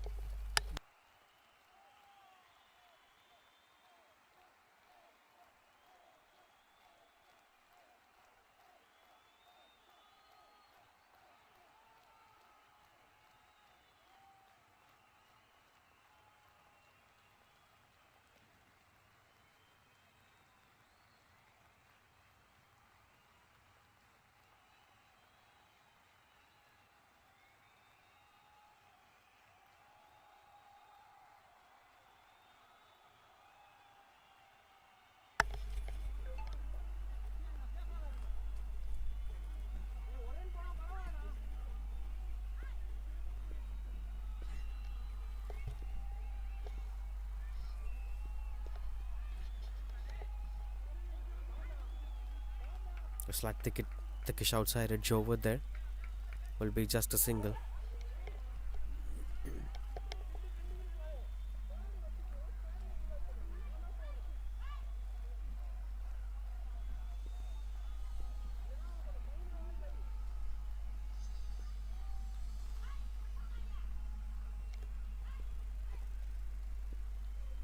Wow. Really good one from Ajit on his last over. Just a single run in 4 balls, especially this one made the batter to dance on the crease. Rajesh, the new batter, came in at number 9.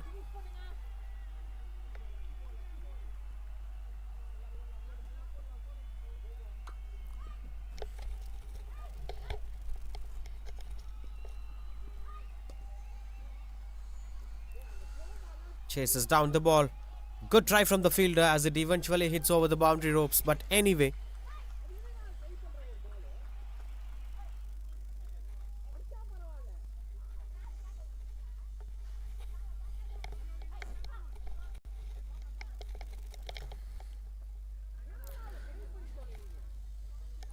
just 5 runs on this over with 1 more to go. Continues out to bowl Ajit.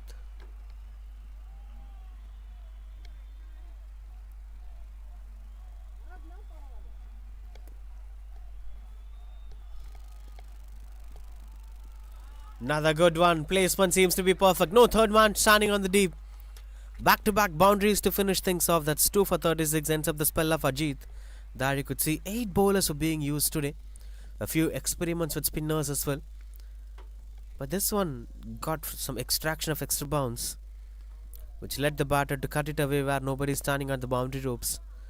Good placement as well from Rajesh. Gets off the mark with that.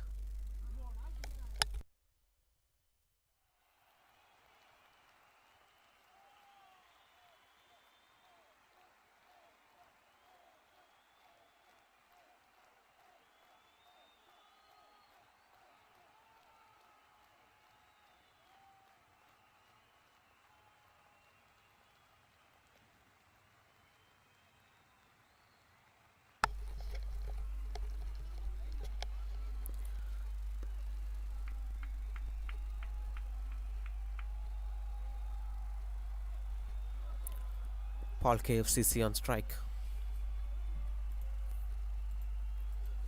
With Kishore continues to bowl his final over. 21 for 1 in 3 overs. Have been really good with the way how he approached the mind games. Those extra bounces made the batters to dance on the crease. Will be most crucial over for him.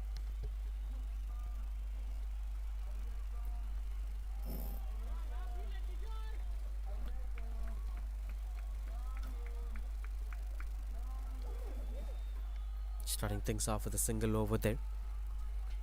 Speaking about the way how Kishore bowled today, he most of the times kept the square leg empty and bowled a short ball outside the off stump. That's more like testing the patience of the batter, tempting the batters to choose a particular shot where there is a gap but it may be a trap. Another intent to cut the ball. This time it's a proper packaging of delivery. Doesn't let the batter to find the gap. Kishore is finding his regions perfectly.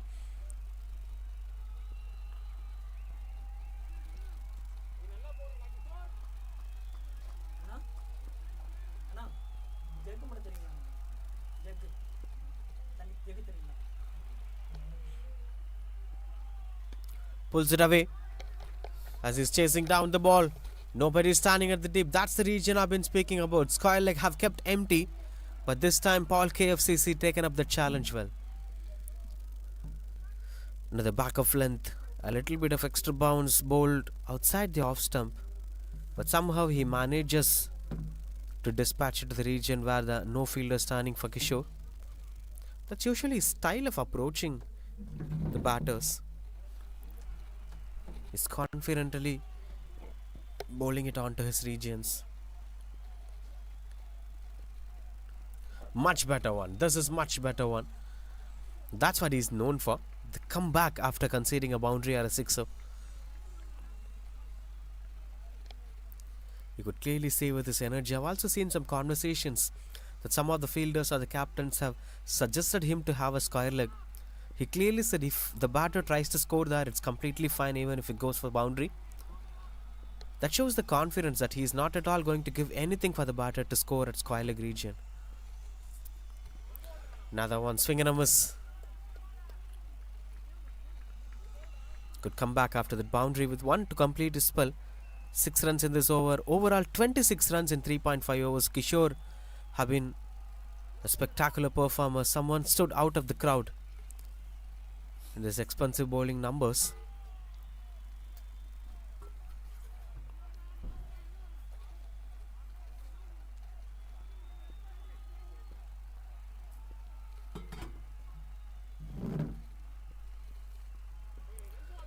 Back to back dot balls. That's really good for a 19th over. A healthy option, 169 for 7.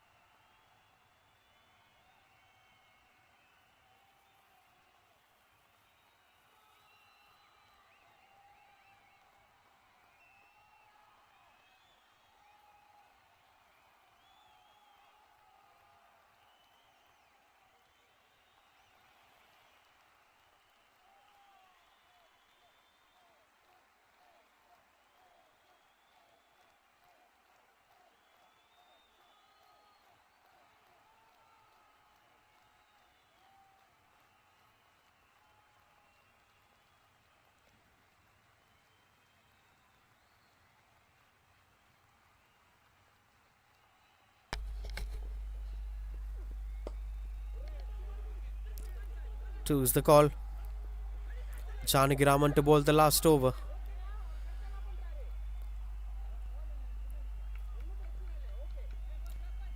Picked up 3 wickets in the power play. He was the pick of the bowler so far, along with Kishore, the one who brought in the early breakthrough to set things up. 38 for 3 when he bowled his last over. From then on, one good partnership. Adhavan played a spectacular knock. He did not face Janagiraman today.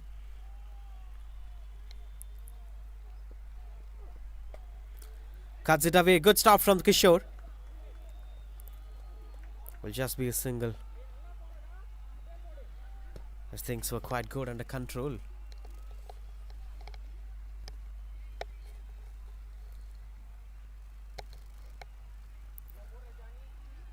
Their main intention would be not to concede a boundary. This seems to be a healthy total, but there is still a possibility of 185 or more if they get 1 or 2 boundaries in the upcoming deliveries.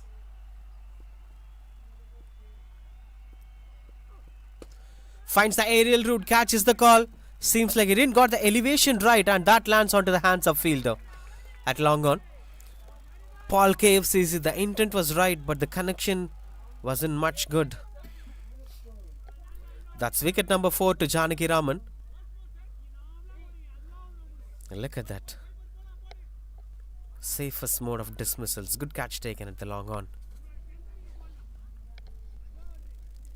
I think these were the areas where things have shaped down The way how Janaki Raman picked up his wickets.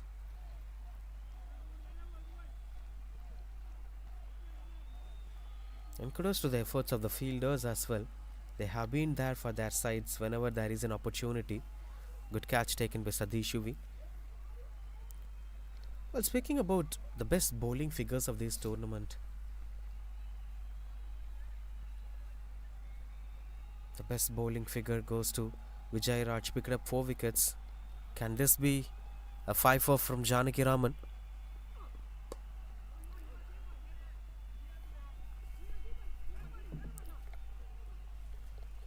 Straightaway gets up the mark. Unbook FCC. There have been plenty of bowlers picked up 4 wickets. Ajit from Dream 11 picked up 4 wickets. Mukesh Marimuthu picked up 4 wickets. Madan picked up 4 wickets. Vijay picked up 4 wickets. Arun Palanimuthu picked up 4 wickets. A lot of good performers. But nobody have picked up 5-4 in this tournament. Will this be the first 5-4 of the tournament? If Janaki Raman gets 1, is that is actually going down out of their control. Yet everything seems to be in a good level. 4 for 12 is the best bowling figures here in this tournament. And that comes from Vijay of Cricket Mavericks. We could see him in action in the next innings. 4 for 12. Will this be a 5-4? 2 balls for Janaki Raman. That's in the air, but no chance of that being a catch. Good start from the fielder. Saves 2 runs for his side anyway. No boundaries in the last over. 2 single wicket, single 2.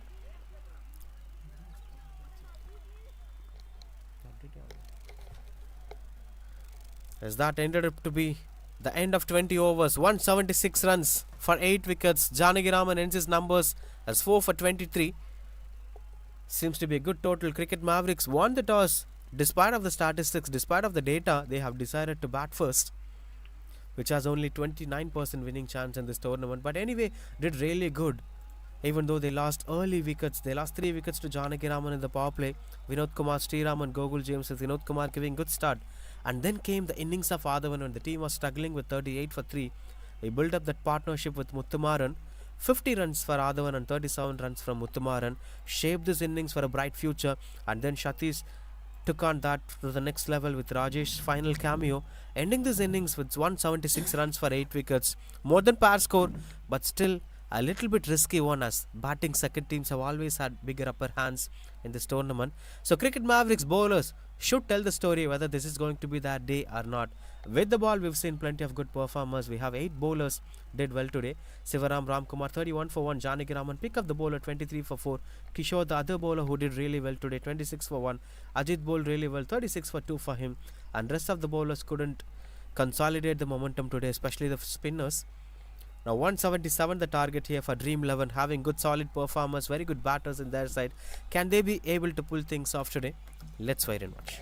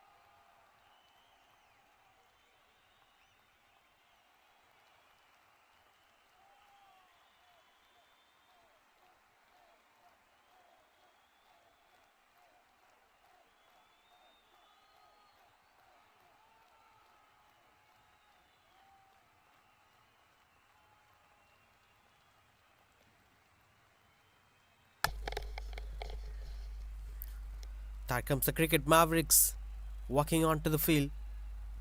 They have to defend 177 runs to become the title winners of Iron Fist season number 5. They are one of those teams know how to win a game, the formula to win a game despite of whatever the situation. They know how to defend a low target, how to defend targets like 170s and 80s.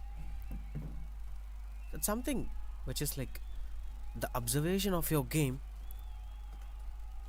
the on-spot decisions that you take to make it possible. That's what makes a team a successful side. On the other hand, Dream 11 did really well with the ball. A few upper hands, a few didn't went out of their control. It's more like 50-50 kind of performance from both the sides, but maybe some 10 to 15 runs short from Cricket Mavericks at the end of 20 overs. But that's not a topic at this point of time. Whatever you posted, can you be able to defend it? That matters the most. Dream 11 will surely be confident on what so far happened. 177 is the target against Cricket Mavericks. If they made it possible, they could be the champions of this tournament. One last time, one final battle, one triple digit number, which may be gettable on the other day.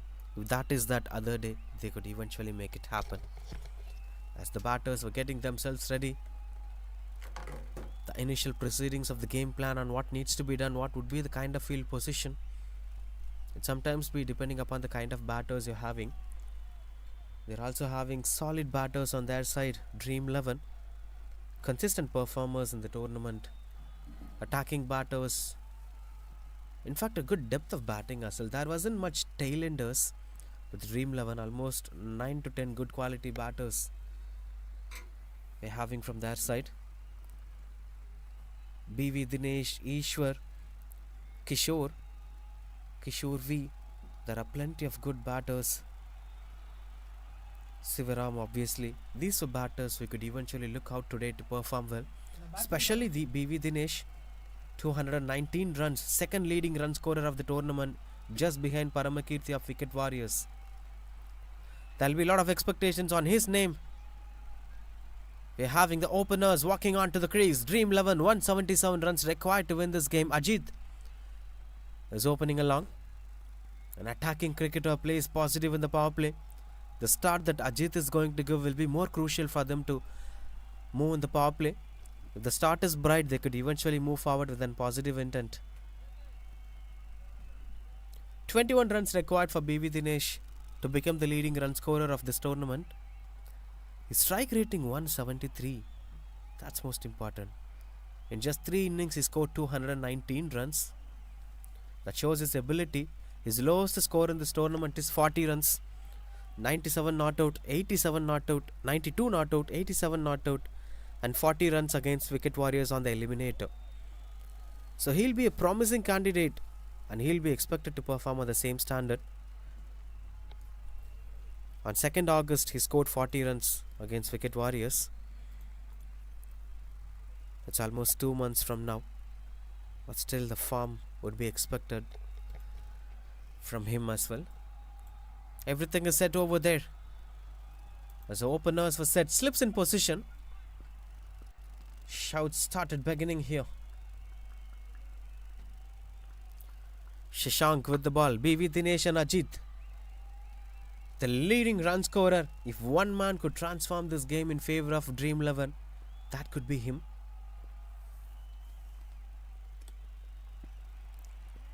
Good start from Shashank. Slips in position, and this length is properly guiding ways to that. There is a lot of possibilities that this could get thickish outside edge to reach the slip fielder. And surprising thing is there is a wider third man and a finer third man as well behind the slip fielder. It's pretty much sure that runs may get leaked in that one region. That's why they're having too much protection there. Gets up the mark with that single, BV Dinesh, in this big stage. Even while we're speaking about the big match performances yesterday, some promising performances from key batters that ensured a good result for them. And that will surely be expected. When a batter does well throughout the tournament, the team will psychologically start believing in him. And eventually, if that batter or those set of batters, 1 or 2 batters, fail to perform on that particular day, the batting unit might feel collapsed. They need to do something unusual which they have never did in the league phase. And that's why it's more important. And Shashank is bowling really well. He's getting a good start in the ball. But slips in position with that extra bounce in action. The batters are feeling it a little bit hesitant to throw their bat to the ball. What if this gets an edge? What if I give catch to the slip fielder? A fear of losing wicket. Steps out. Oh, wonderful delivery. Ajit is looking out to be a little animated, overexcited. And good observation from Shashank. Just putting the batters under pressure one after the other. But this usually happens when with key bowlers. And at this point of time, what the batters must keep in mind is there will be other bowler who might bowl a loose delivery. They must keep that in mind. The overall strike rate, average strike rate of Ajit is 160. A busy campaigner. Finds the aerial route, catches the call. That's almost fell short of the third man fielder. But this is turning out to be a wonderful over. And there is a bright possibilities of them getting that early breakthrough as well. Shashank is bowling with full of discipline. Not at all any emotional decisions from him.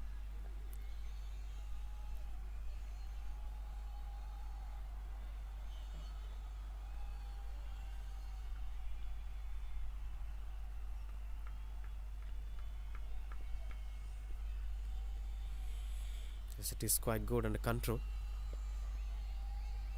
First extra of this innings as well. But I think this would be the format. Ajit will try to attack the power play, letting BV Dinesh to stay and play a long innings. He also maintained 173 plus strike rate in this tournament.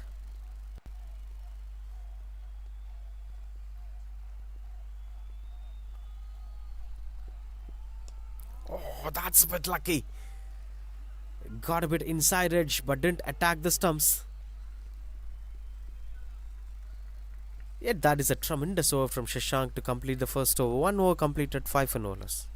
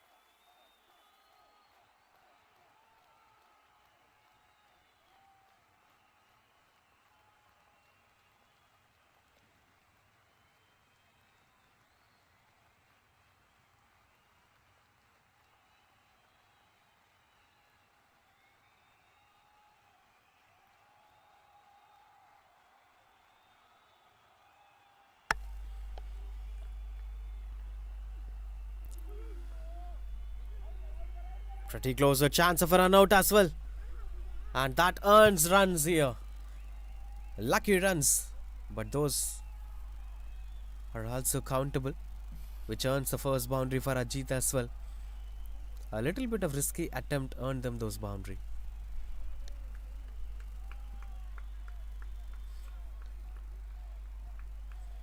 Satish, the new bowler, into the attack straight away started bowling really good. The choice of line and length have been quite good for them. But I'll still say this is a dangerous combination. The more these batters stays up together, the more the challenges for cricket Mavericks.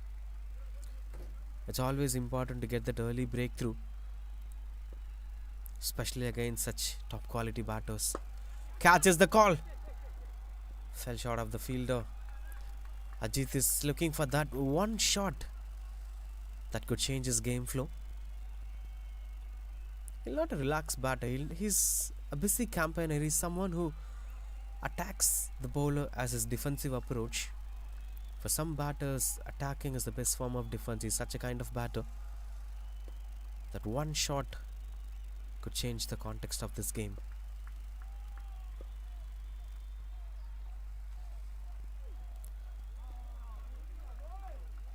Not much on to control. Satish is bowling into his regions perfectly.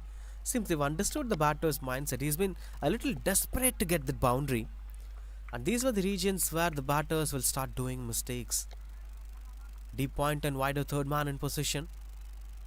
If you get a thickish outside edge and if it finds the aerial route, it may straight away land into the hands of the fielder.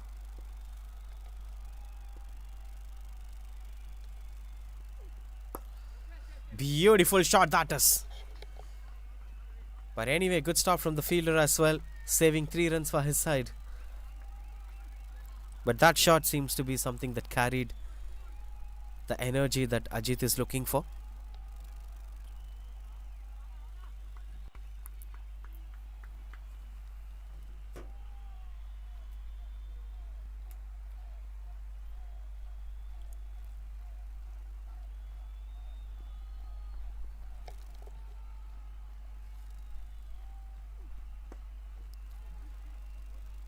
Two is the call from BV Dinesh. Will be satisfied with a single as well. Just 6 runs coming off this over. The previous shot of Ajit had some good timing. The mid-off fielder is still shaking his hands. A change of field positioning now, long off in position. And wider third man is still in place. Deep point comes into the 30-yard circle.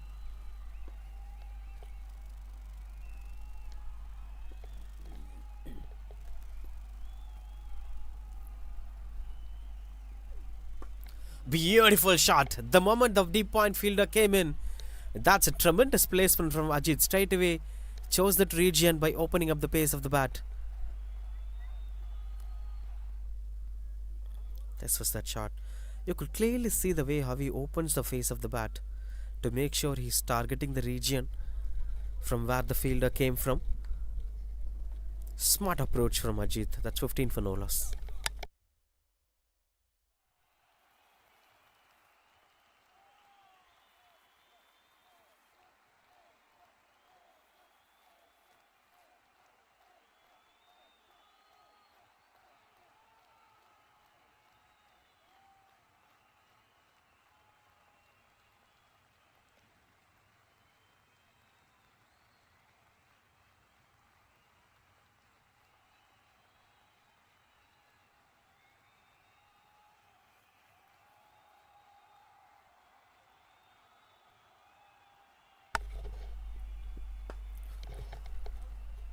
Swings and couldn't get the connection that he is looking for.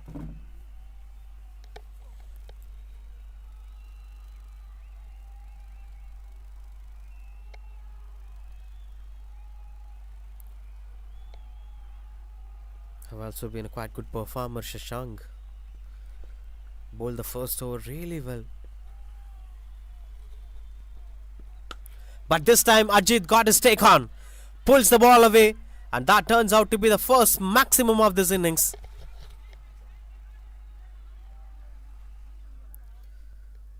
Straight away went under the ball. His intent was pretty clear to find the aerial route. Look at that. After watching that back of length, he straight away went under the ball and found the aerial route.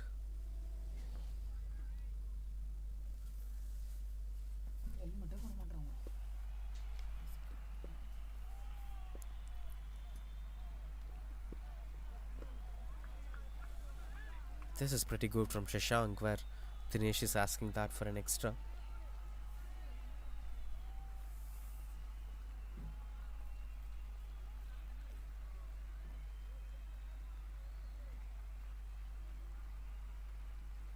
That's overall 199 tournament sixes. The next one will be sixer number 200 from Iron Fist season number 5. Swing and a miss, strong shouts. But this is really good from Shashank. If it's a short ball, he'll pull it away. If it's a full ball, he'll punish it away. The one that's in between both, the good length delivery or the back of length outside the off stump, it's something that Ajit is still struggling to find ways to score runs on the board. Well, that is given wide this time.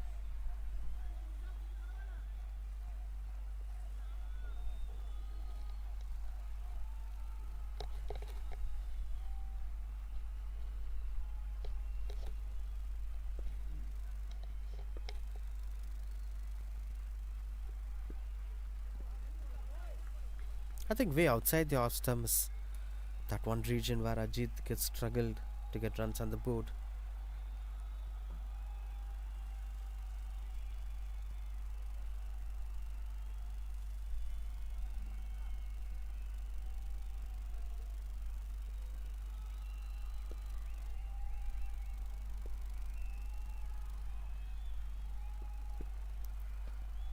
No ball signals the umpire. This might be the sign of relief for Ajit. Now he can take all the license. No fear of losing the wicket. Everything was good from Shashank's end except this one. He was not expecting this.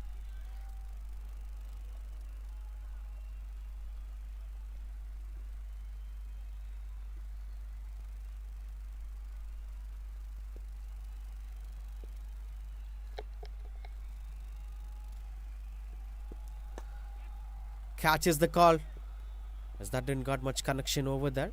Somehow survived the free hit here, Shashank. And that's 3 gets completed, 25 for no loss.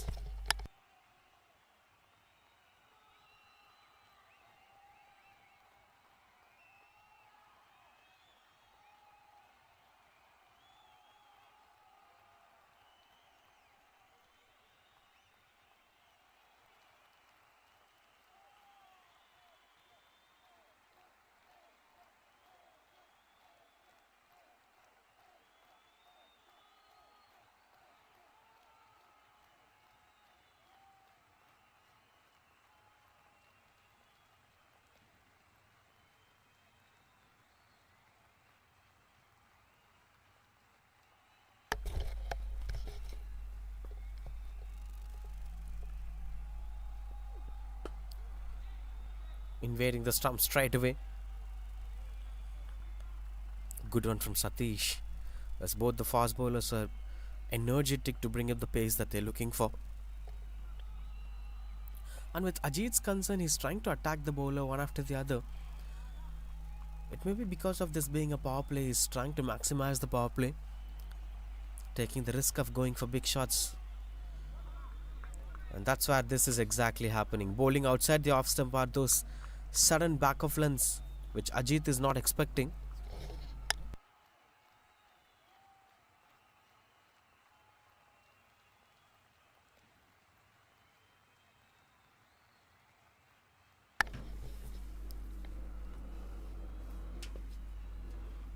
Couple of dot balls to begin things off.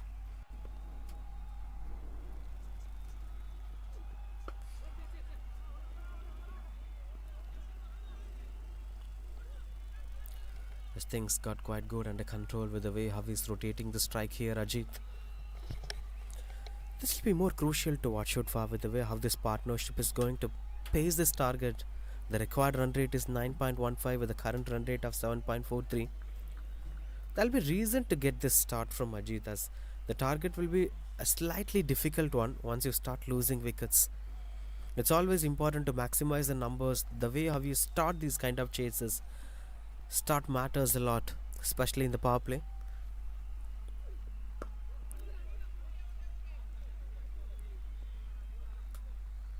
PV Dinesh understood his role really well. He's planning to make it a long innings by ensuring the victory. So Ajit's role have been pretty constructed to his natural game. He naturally loves to go for attacking cricket, and now the role he needs to do is also attacking cricket. With one batter aiming to play longer innings, the other batter must focus on the run rate.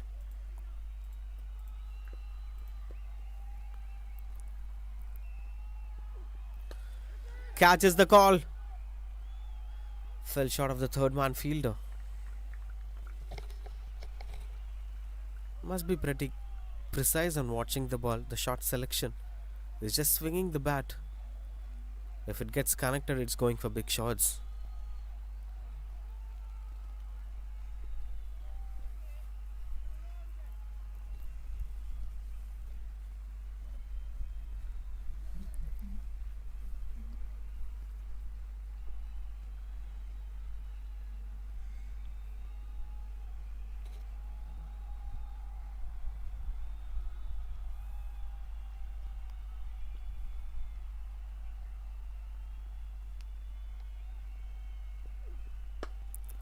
Beautiful shot that is. But unfortunately not chance to go for the single. Good stop from the fielder. That's dot ball. Just 3 runs coming off that over. 4 gets completed. 28 for no loss.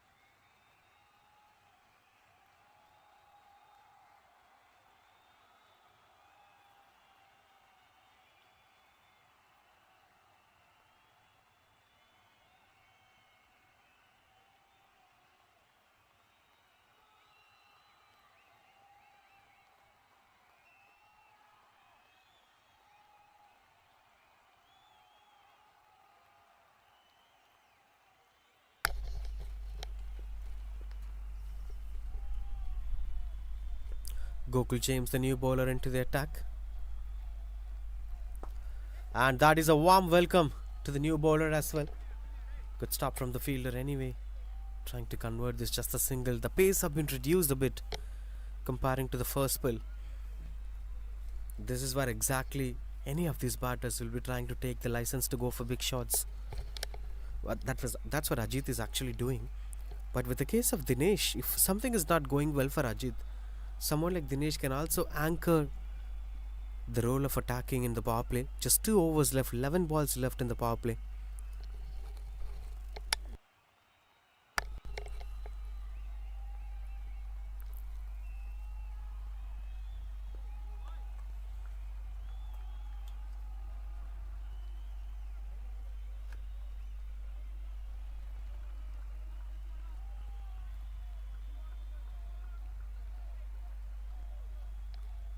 Runs together, bit of positive start.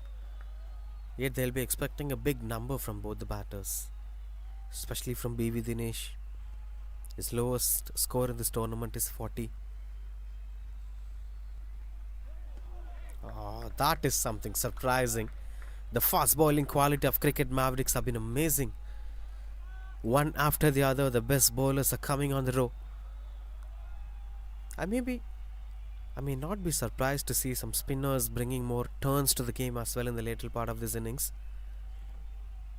Seems like proper package of good bowling from cricket Mavericks. Any one batter should try to unsettle these bowlers. Is this that shot? That is the shot we've been expecting from BV Dinesh. The intent to unsettle the bowler. This time it's not something back of length, it's more like an intent to bowl a good length delivery, and BV Dinesh steps out and reaches the length of the ball to play that shot. Slightly relieves the pressure from the batter. And no surprise, mid-offs is still inside the circle.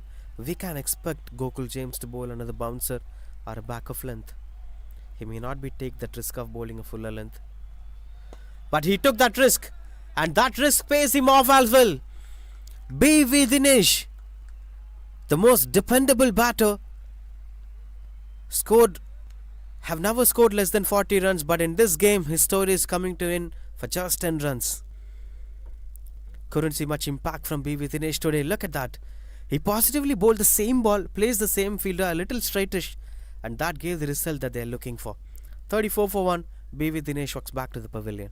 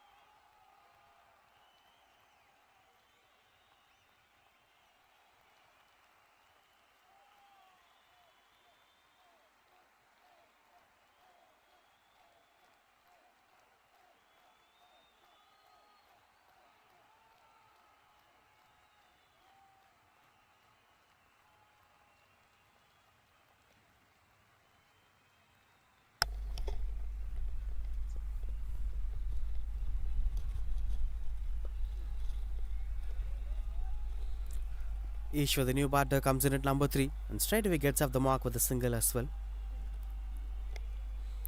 Now this will make Ajit rethink and redefine his game.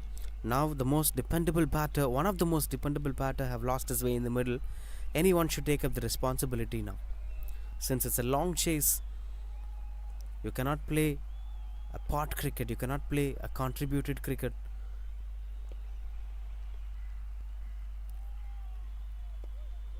Change of pace from Gokul James, and that's been well read by Ajit as well. Single to end the over, and we'll be keeping the strike back for the next over as well. 36 for 1.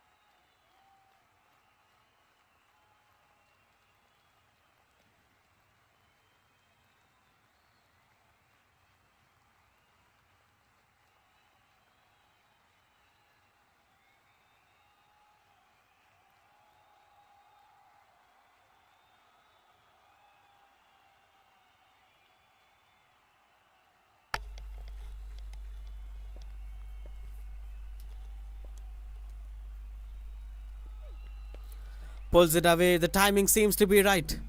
And no chance for the fielder to chase it down, goes for boundary. This is what Ajit is expecting. And change of end seems to be gifting him something else.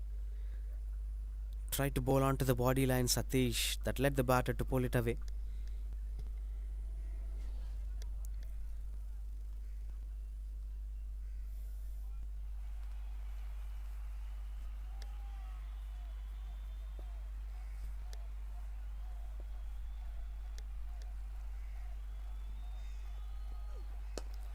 Catches the call. And chance of a run out as well. Good running between the wickets. The more you bowl onto the body line or towards a stump line, Ajit will be more comfortable to play big shots. So the loophole or the trap that you can set could be outside the off stump. That's why he's struggling. That's why he's playing a blindfolded cricket, just guessing the shots and searching the balls over there.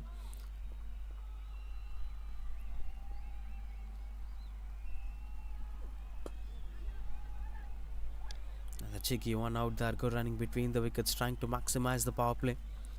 This is a very good sign between any partners. When you start running between the wickets, the partnership will start growing.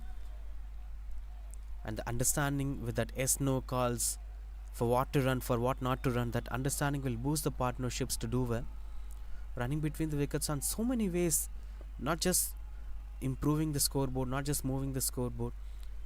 It adds a lot in terms of building a good partnership, and psychologically helps the teams to do well with batting. And that's why it's always important to have a good communication, good yes-no calls, good sounds.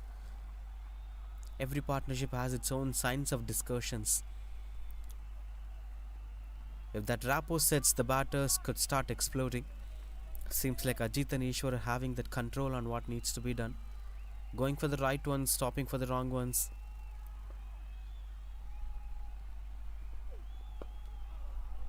This is one among them for that. A simple way of rotating the strike, that keeping alive in the game.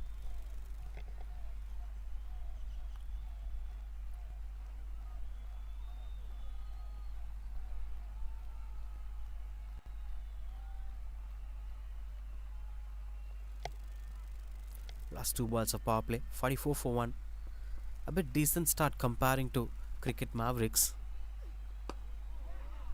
Cricket Mavericks were 38 for 3 at this point of time on 5.5 overs, while Dream 11 are 44 for 1 with having what needs to be done as a clear vision in front of them. This is more like advantage for Dream 11. 177 is what you have to score, and you are better than the way how the first batting side have batted.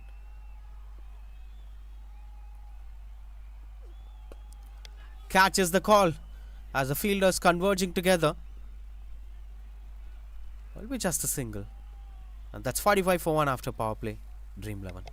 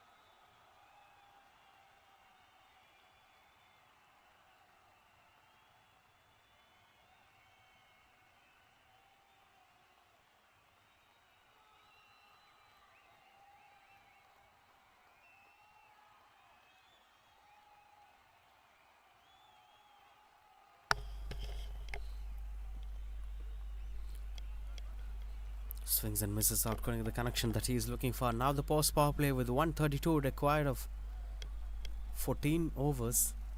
Long on, deep mid wicket and shots coiling inside the circle. Shot third man in position. Sweeper cover, long off and wider third man obviously. Since they generate a lot of pace, it's always important to have a third man with catch opportunities. But anyone should start anchoring this innings. Ajit's intent seems to be perfect, but the number is not actually matching that intent. 27 of 23 is an usual start, but he should be more aggressive. It's not just about improving the run rate, it's also about the way how you unsettle the bowler. The more the bowler is getting comfortable to get dot balls against you, then you cannot score runs on those bowlers at the death overs.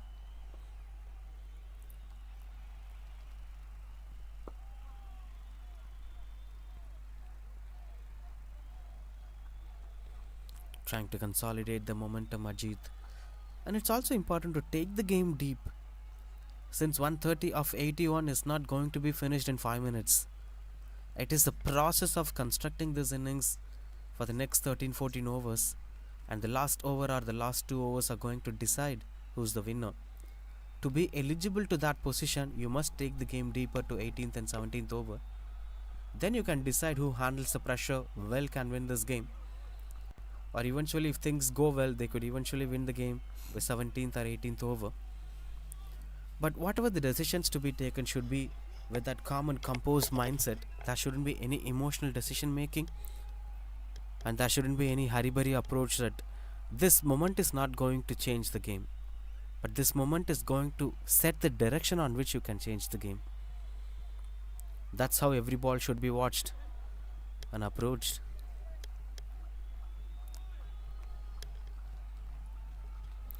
Another good over from Gogul James. 2 runs came off it so far with 1 more to go.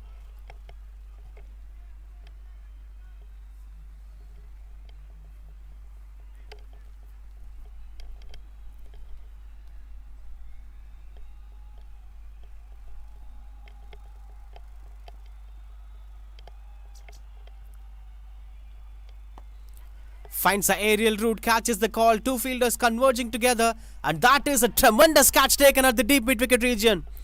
Wicket number 2, and Gogul James gets his second one. Was under pressure, Ishwar. And this slower delivery will never let you go out of the boundary ropes. Not better connection as well. And this catch, man, he ran, caught, and look at that follow through with the way how he's rolling himself up to ensure that he's not dropping that catch. Tremendous work at the deep. 47 for 2 it is, Dream 11.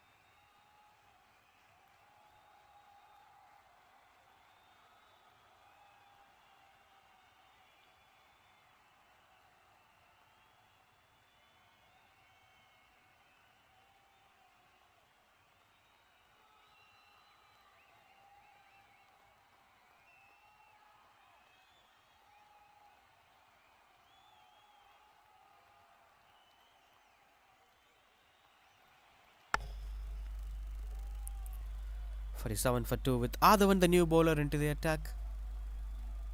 Scored a half century in the first innings. He was the huge reason behind this 177 target. When the team was struggling, 38 for 3, he was the one who set up that partnership with Muthumaran, and they ensured that they were scoring more than the pair score. Now what happens is sometimes when you start doing well in the first innings, that performance quality will transform into the second innings as well. We've seen that happening with plenty of all-rounders.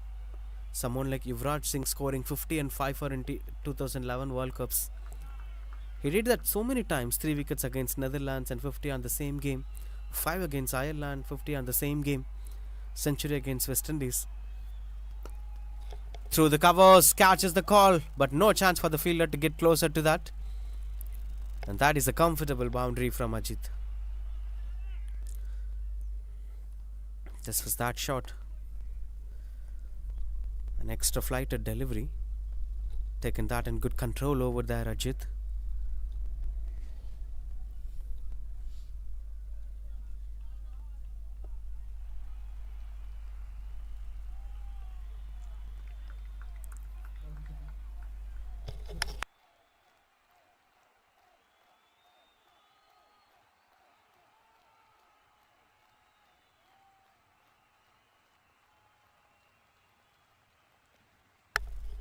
Will be given wide. Kishore V, the new batter, came in at number 4.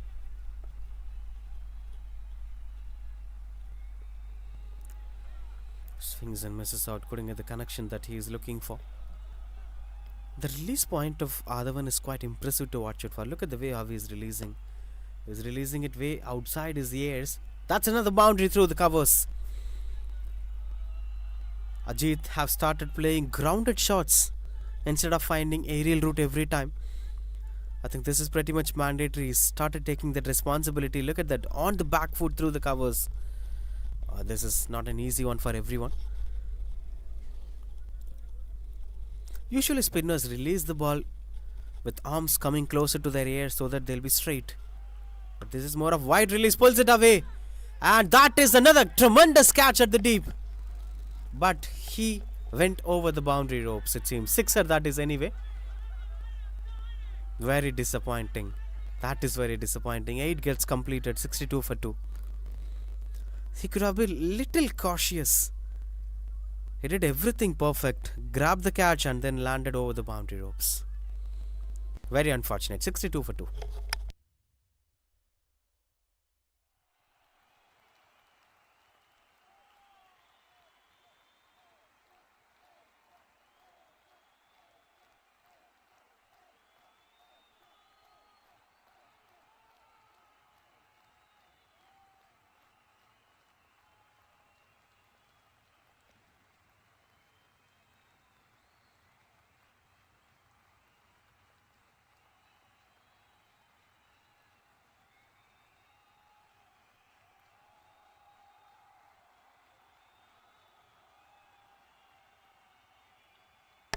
Pulls it away. This time got the connection better when you drop such. And eventually boundaries started coming back. Then Kishore this time facing his first ball gets off the mark with that boundary. A warm welcome to the new bowler Ganesh. 2 newbies. And that is more of a gifted delivery. Was taken for granted by Kishore. I see many spinners bowling beamers today. It was very unusual.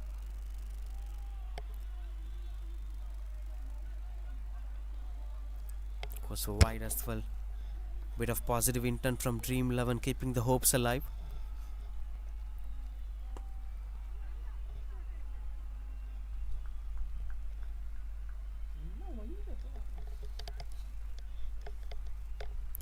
One thing is pretty clear in this game. When you bowl outside the off stump, the bowlers are dominating. The more you try to attack the stumps or bowl onto the body line, you start leaking runs. That's the story of today's innings so far. This particular innings, especially the innings of Ajit. So one after the other, if you start bowling outside the off stump, you can start controlling the batters. And eventually it will make them to get pressurized on run rate as well.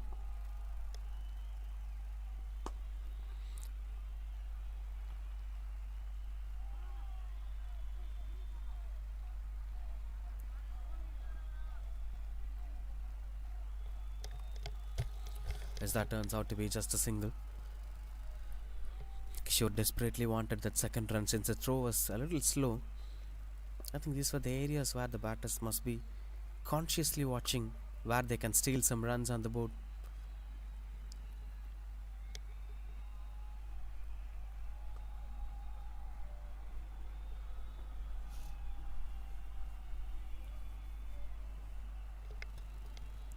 Want to end the over as it's 70 for 2 as of now.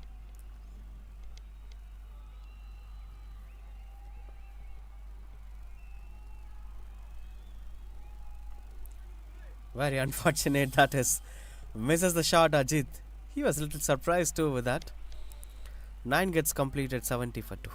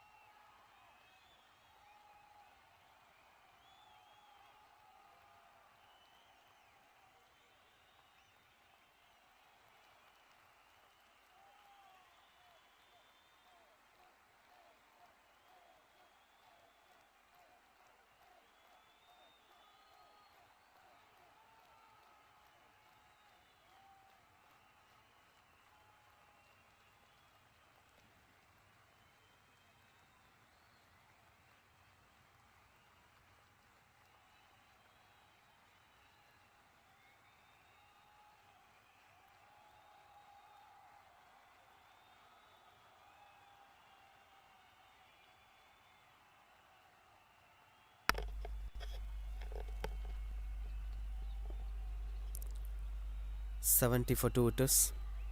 With Paul KFCC, the new bowler, into the attack. Introducing one after the other the new bowlers. All they need is that breakthrough at a regular point of time. The more you get into the breakthrough in regular interval of time, you could get into the game.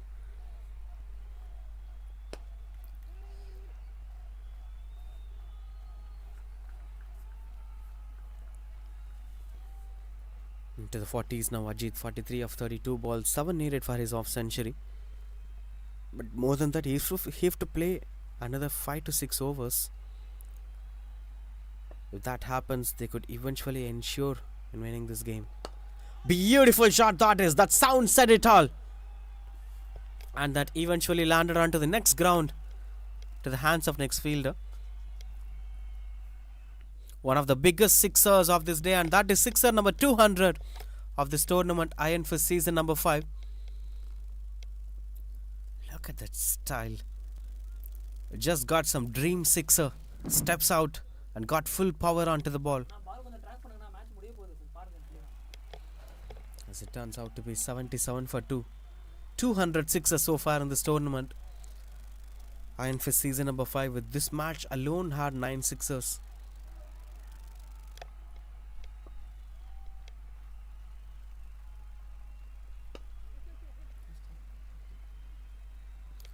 And that's another milestone over there. 50 up here for Ajit on a big stage. The big day. The man came in with a lot of expectation and hope on him. And he carried that hope alive. 5 boundaries, 3 sixers with a strike rate of 147. Ajit, though he struggled well in the power play, somehow manages to take up the responsibility.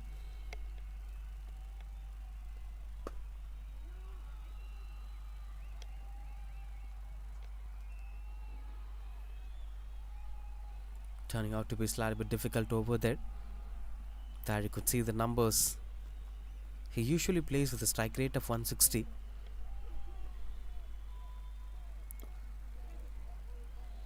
Every ball went on with some runs. This is the over that they've been looking for Dream 11. Single, six, single, single, single. That's 10 runs already with 1 more to go. And also fine leg is kept empty.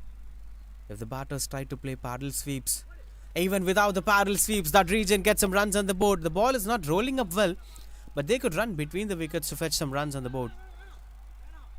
Satisfied with 12 runs coming off that over. That's 82 for 2.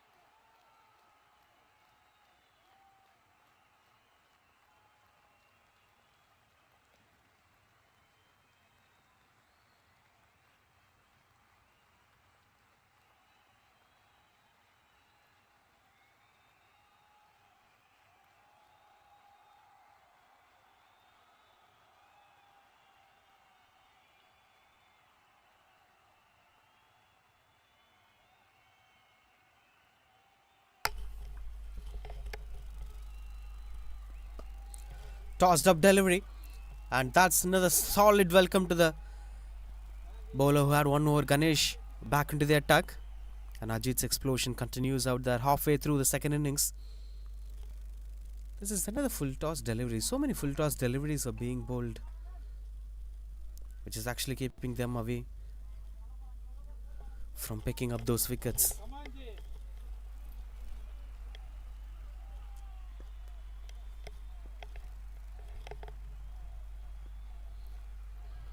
As it goes behind the final leg region, nobody standing at the deep. That's back-to-back boundaries. Somehow keeping things to move forward. This is another interesting shot that he was not expecting that to be on the body line. Somehow managed to guide it the way where nobody standing at the deep.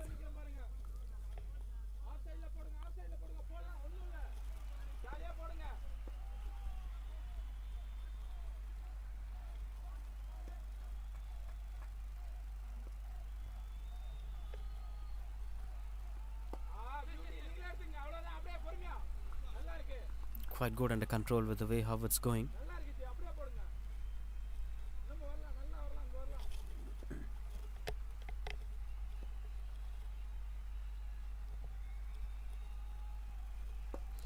Catches the call. A crucial wicket that could be, and the big fish is gone. Finally the breakthrough is here. It's been bowled way outside the off stump, and Ajit was intending it to play over the long on, but the connection was not better, and good catch taken at the covers. Eventually the batter lost his way in the middle. 59 runs from the opening.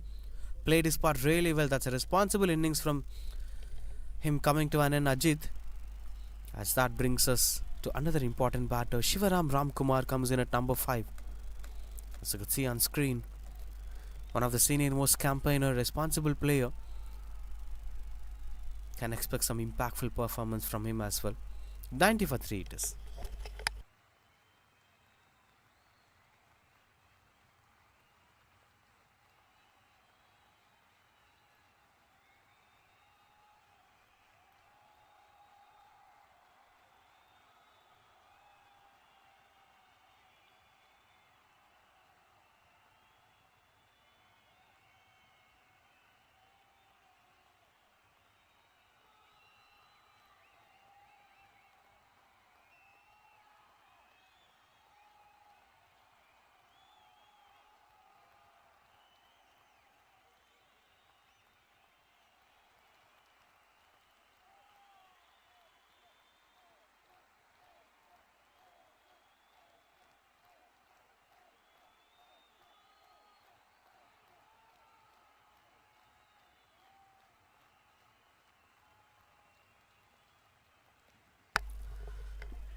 Squeezes through the covers. Miscommunication as well, but that ends up him getting off the mark with that single. Shivaram Ramkumar.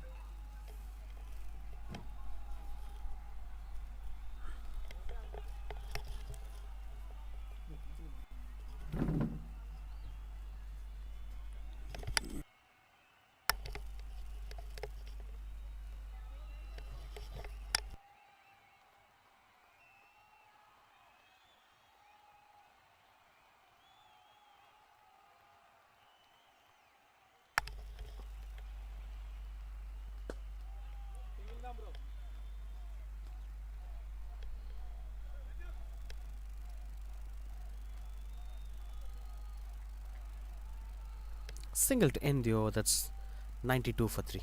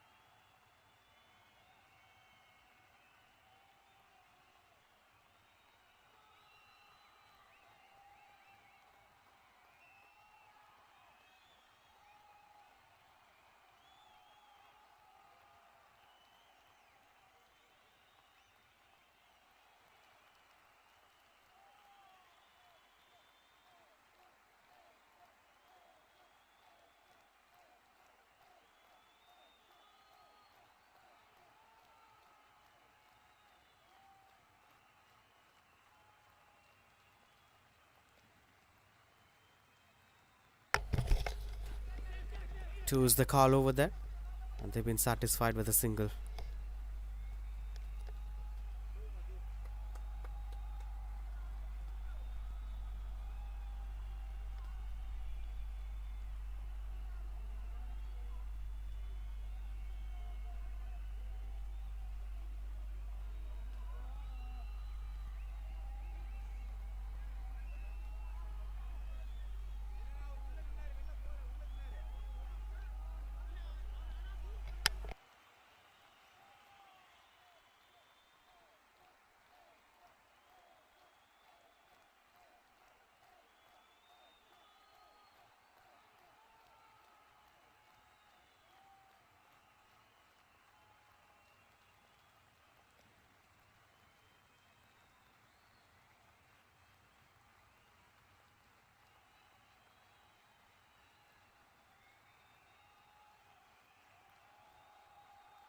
Setting out things over there. 9 overs, 85 needed to win the game.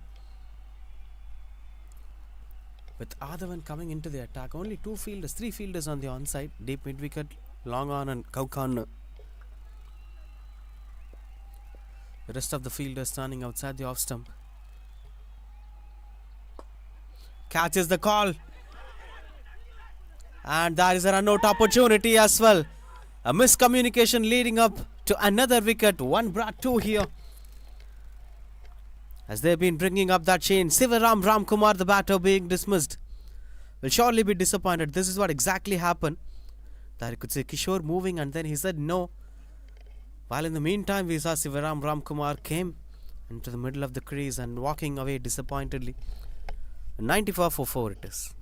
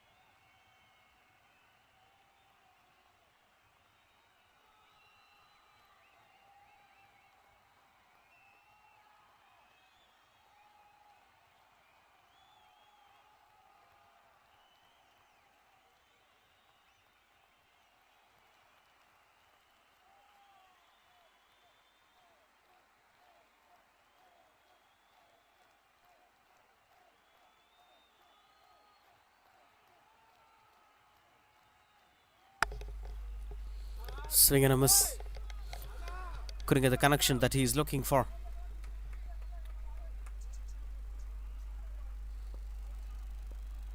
The game is actually changing onto the hands of Cricket Mavericks right from here. Adavan, the man behind all these happening out there. To Kishore now. Kishore, the new batter, comes in at number 6. As we are already having a Kishore V on strike. Was not given wide. He was surprised. Kishore. Couple of dot balls over there. You must not react emotionally. That's most important at this point of times. What makes a batter a top rated batter is the way how we react emotionally. Emotional intelligence matters a lot. And that's why batters like Brian Lara and Sachin Tendulkar have been rated as all-time greats. When you sledge them, when you push them into a tough situation, they'll never react emotionally. They stay in the crease. They try to change the situation slowly. It's pretty important. When you start staying in the crease, overthrow again. That gets a couple of runs on the board.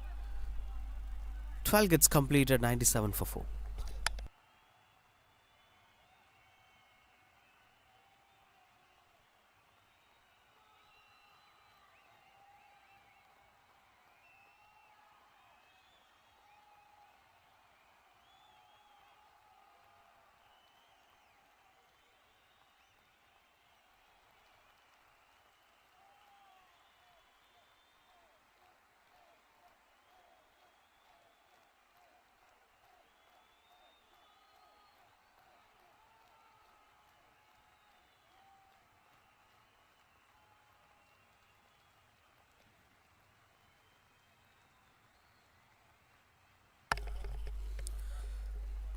10 runs per over, the required run rate right from here. 8 overs, 80 runs, 6 wickets in hands.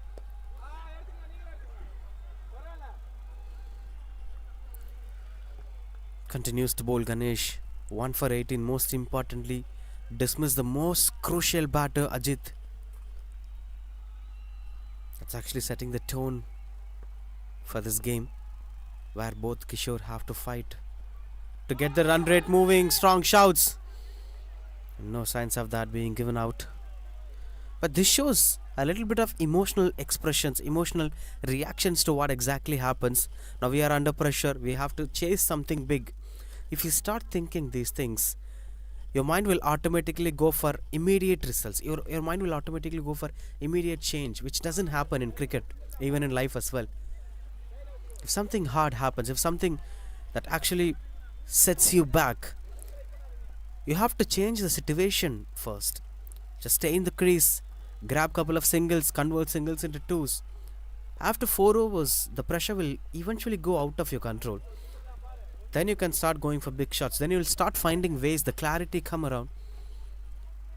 That is more important. Every time when you start losing wickets, every time when the team struggles, you cannot change anything in 5 minutes.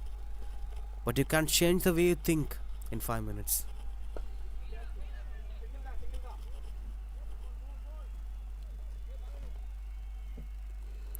That's really good over from Ganesh. 1-0, 1-1-1. 4 runs in 5 balls with no extras. A bit of decent looking figures from him.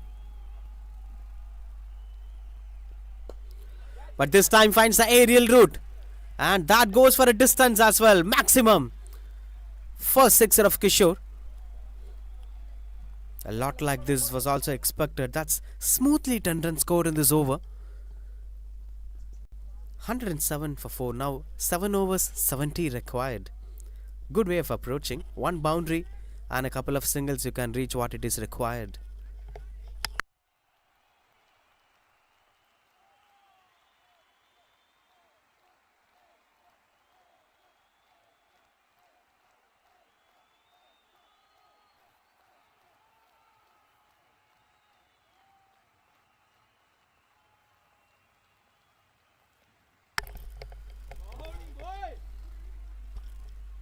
Kish outside edge, inside edge in fact.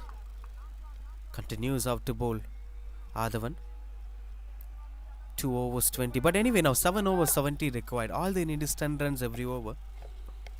With the way how Kishore scored the sixer of the last ball of previous over, says that this could be possible if they try to get boundary every over and start getting couple of singles. Well, speaking about thinking emotionally or thinking something big in front of you, you must start planning things. That's when you get clarity. The infamous Sachin's wicket of 2003 World Cup came with such impactful thing when they chased down a target of around 360. Sachin had a huge pressure. That was the time when 300 seems to be a tough target. That was the time when 270 is a winning total. Beautiful shot that is from Kishore V. So, and such times when he posts a total of 350 or 360, that's already a winning game. There is no point of discussing about changing the game on a World Cup final. That's when Sachin started taking this pressure on his head, took the strike, faced the first ball unusually, and tried to play something out of his comfort zone where Glenn McGrath beaten him out for wicket.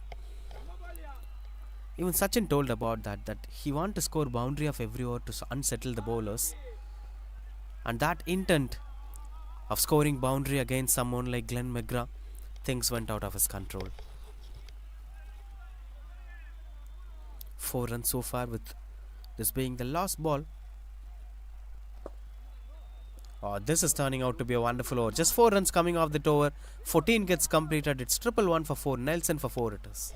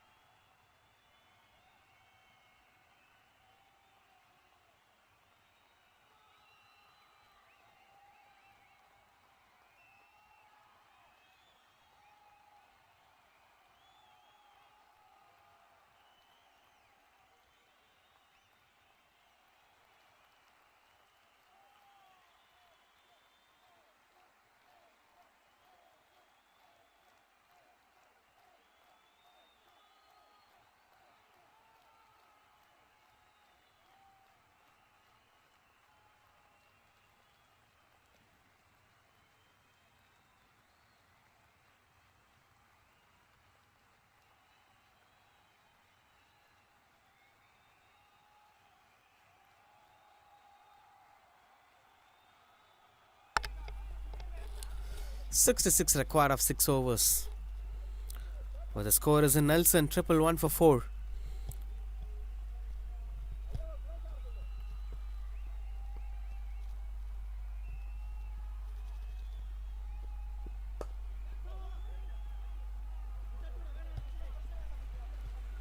Starting off with a good single over there. Ganesh to bowl. In fact, change of bowler. Shashank back into the attack. He was bowling really well in the power play. Those extra bounces have actually troubled the openers. This is what exactly we've been speaking about. Bringing on the right bowler at the right time. This is when Kishore is trying to get some big shots over the long on fielder. When you bring such bowlers at this point of time, this unsettles the batters. This stops the batters from scoring runs on the board. They get pressured and chance of wickets will be very high.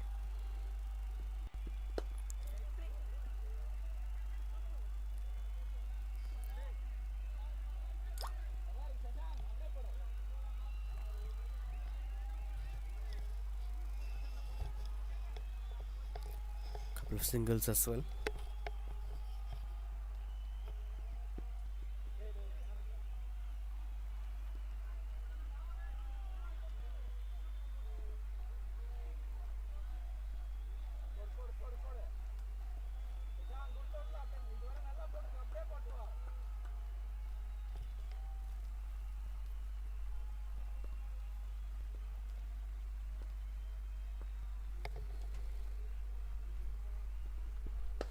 Finds the aerial route and that hits the commentary box.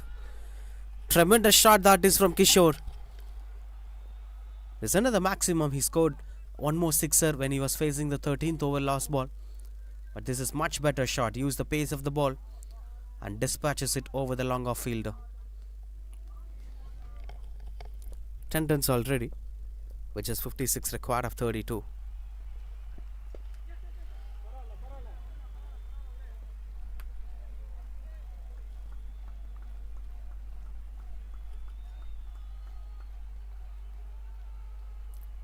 This is something that needs to be kept in control as well.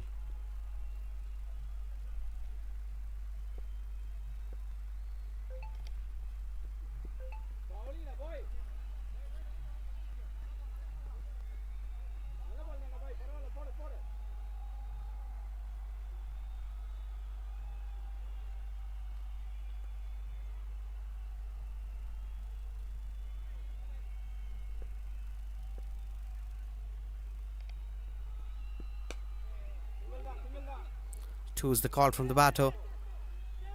They're satisfied with the single as well. 15 gets completed. And that's 13 runs coming off this over as well. 30 runs together, these two batters. Quick fire partnership building up. Now into the last 5 overs in action. 124 for 4 it is. They need 53 runs of 30 balls with an hydration break now.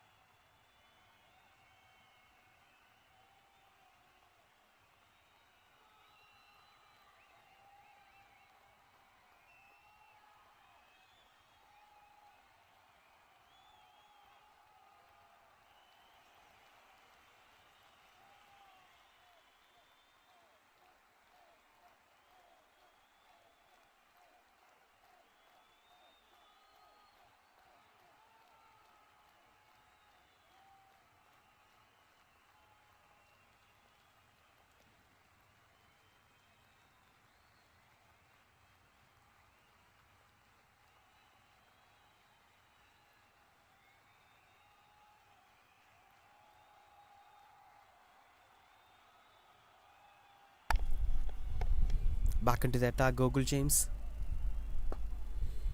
Swings and got the connection better.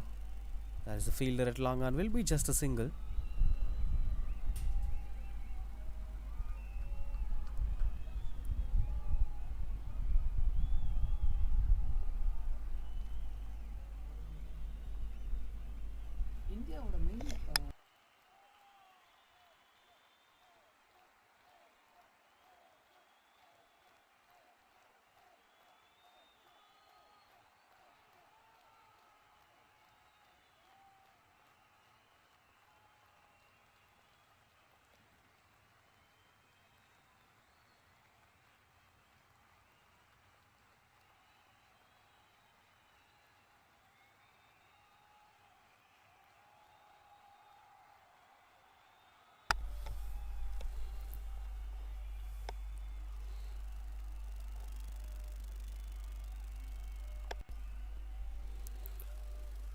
Kishore V and Kishore are trying to build this partnership, especially Kishore's sixers every over is actually getting the game closer to the winning margin.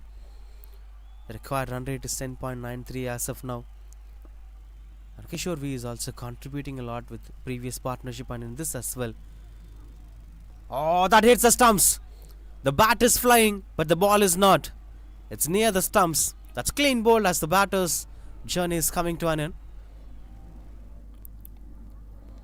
That you could see so many things to focus here, as we have focused on the bat as well, but the ball silently hit the stumps. Good that Gogol James gets his third wicket. It's 126 for 5.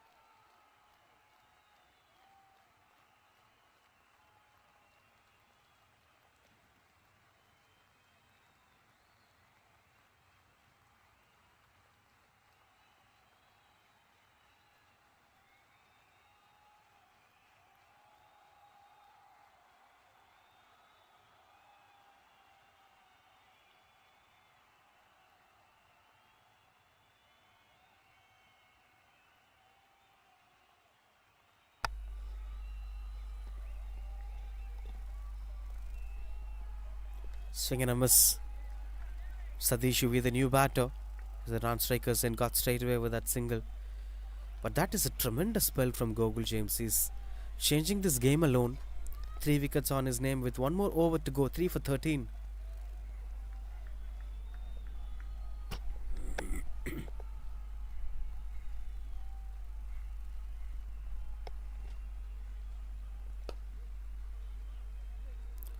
Two is the call from the batter, and they've been satisfied with a single as well. 128 for 5, that is after 16 overs. Now 4 overs, 49 to win the game.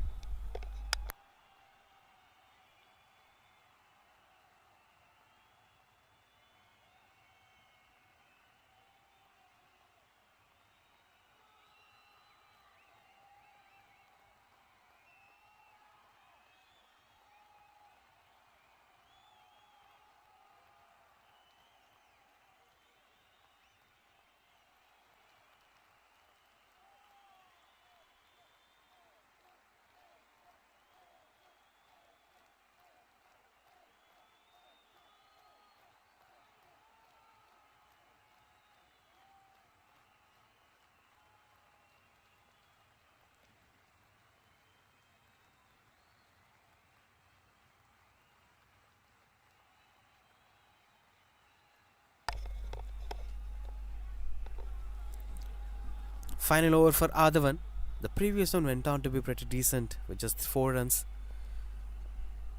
It's all into the hands of this man on screen. Kishore tries to go for the big shot as the long on chases down the ball. And that is a good stop from the fielder as well. He'll be getting a couple of runs on the board. With the ability to go for big shots, Kishore can make it happen. But on the other end, he have scored a couple of sixers. Not sure about this one.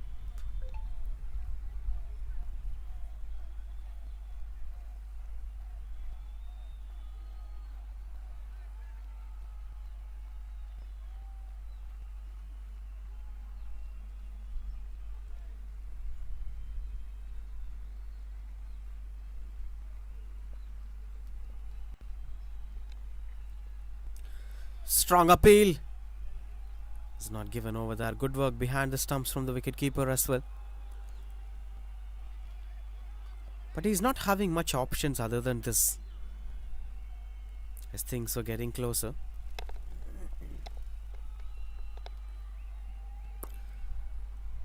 Another one at the longer. This is the one region where continuously he's focusing, Kishore.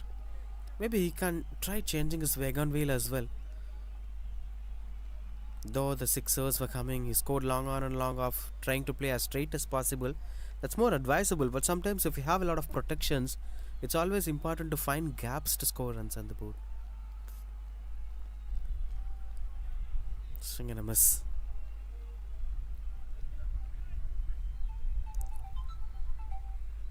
Three so far. 0, 2, 0, 1, 0. Maybe something coming in this ball. That's exactly through the covers. Man in deep. Will be just a single. That's 4 runs of this over.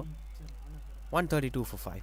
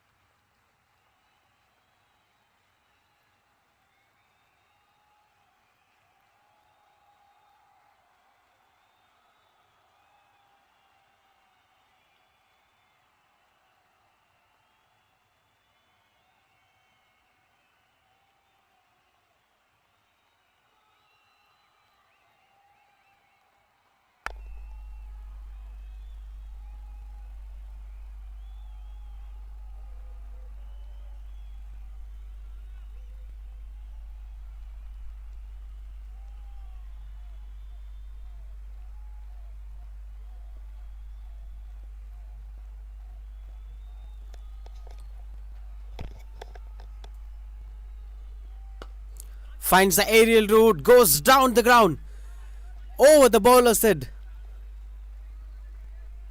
Kishore is still carrying the hopes of the side. The game have not yet reached its climax. Look at that shot, it's straight as an arrow.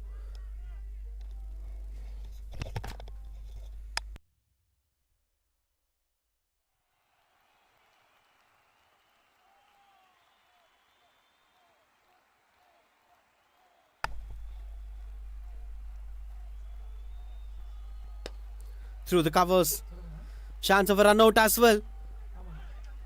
And that hit the stumps. The umpire says the batter reached anyway. Good work that this is keeping this game alive since 37 required of 15 balls. Every ball matters from here. What's most beautiful thing is Kishore went against a set bowler. Gogul James maintained wonderful numbers. 3 for 21 it is. Gets the catch outside edge. That pierces between the fielders. Goes for boundary. If you felt that this game is already ended, no, there is still a chance for anticlimax. Anything might happen. Sit in front of your television. Sit with your mobile phone if you're watching it in mobile phone. There may be something to watch out for, like yesterday's final. It went till the last ball, a 1-run victory. Similarly, this could also take the game deeper.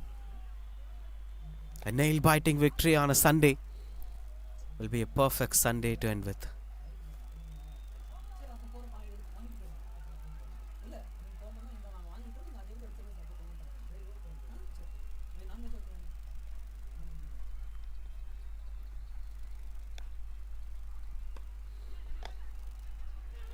Oh, that's a misfield. Very unfortunate. Things were happening one after the other as they got another boundary. 6-1-4-4. And the single on the first ball as well. That's 16 runs coming off this over. Now this looks a bit easier.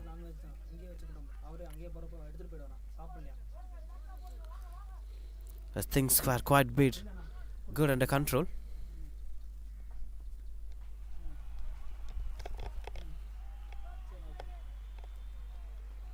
29 of 13 balls. There is still a winning possibility for Cricket Mavericks despite this went out of their control.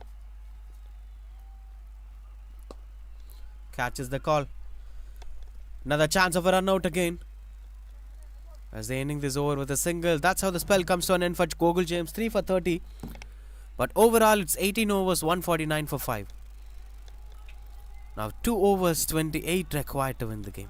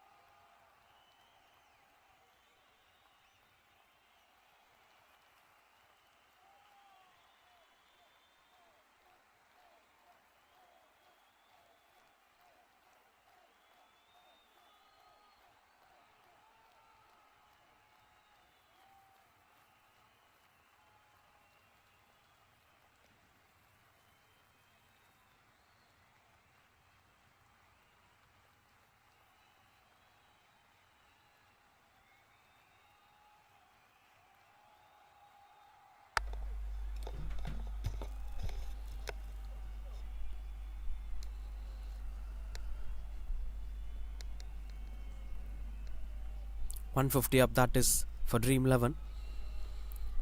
Starting things off with a wide ball. Satish is with the ball. He bowled really well.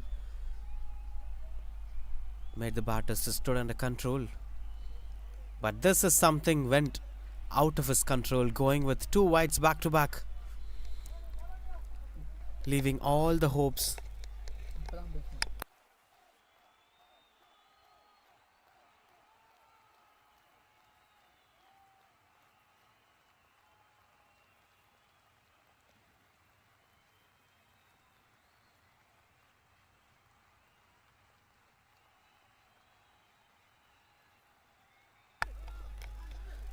Thickish outside edge. Coming back for the second run as well. Run out opportunity, and that's good job done by the fielder and the wicket keeper. Finally the partnership is broken. Satish Uvi, the batter, being dismissed. This was that shot we've been speaking about. Kishore was quick as he was running from the non-strikers, and whereas Satish Uvi fumbled while playing that shot, so it took some extra time for him to come for the second run, which is more than enough for the wicket keeper to hit the stumps away. 151. In fact, the scoreboard is not refreshing over there. That 6 wickets have fallen down. Satish Uvi, the batter, being dismissed.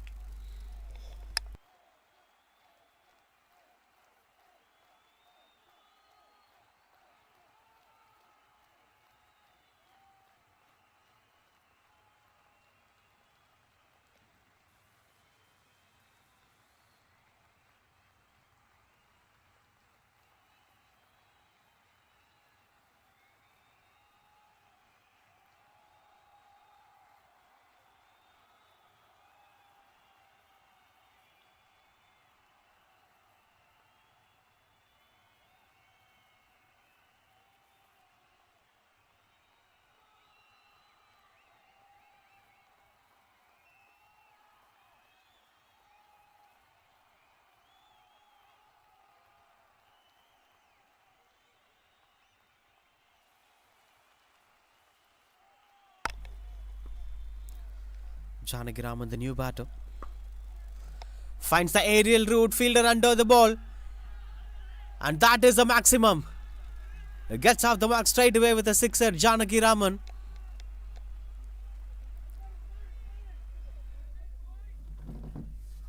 Every ball has some drama. Look at that shot. Typical T20 stroke making. There are many batters like David Miller, Thisara Pereira does this quite often. Will be given wide. The bowlers are under pressure. The last couple of overs have been game changing here for for Dream 11 in fact.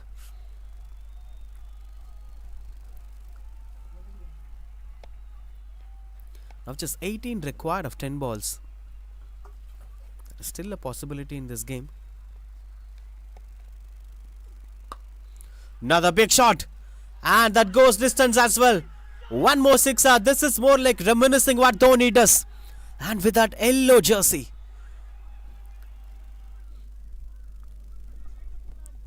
Just look at the way how we finished that shot. Weight transfer onto the bottom hand. In fact, back foot. Look at that style. Mahendra Singh Dhoni.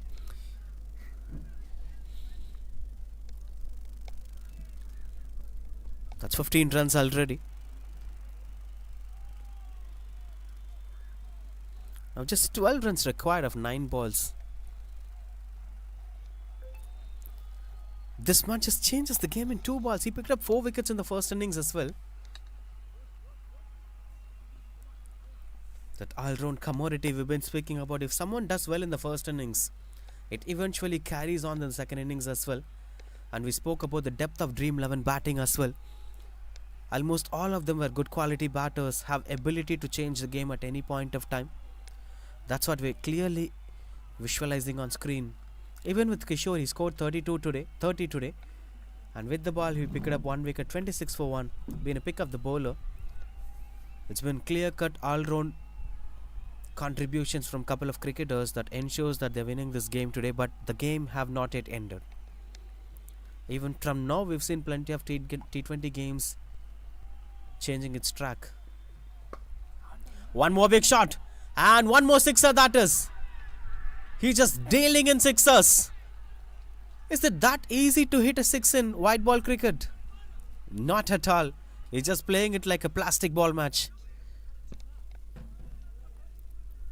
Back to back sixers. Hat-trick of sixers to begin things off.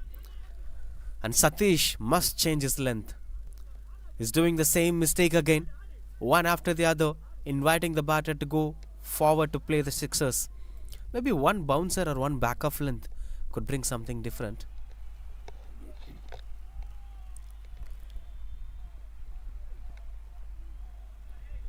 Good one from Satish, but now just 6 runs required of 7 balls. It's more like 1 shot away in 7 balls. All of these are good bowlers. Satish bowled really well today, but this last over have changed his numbers completely.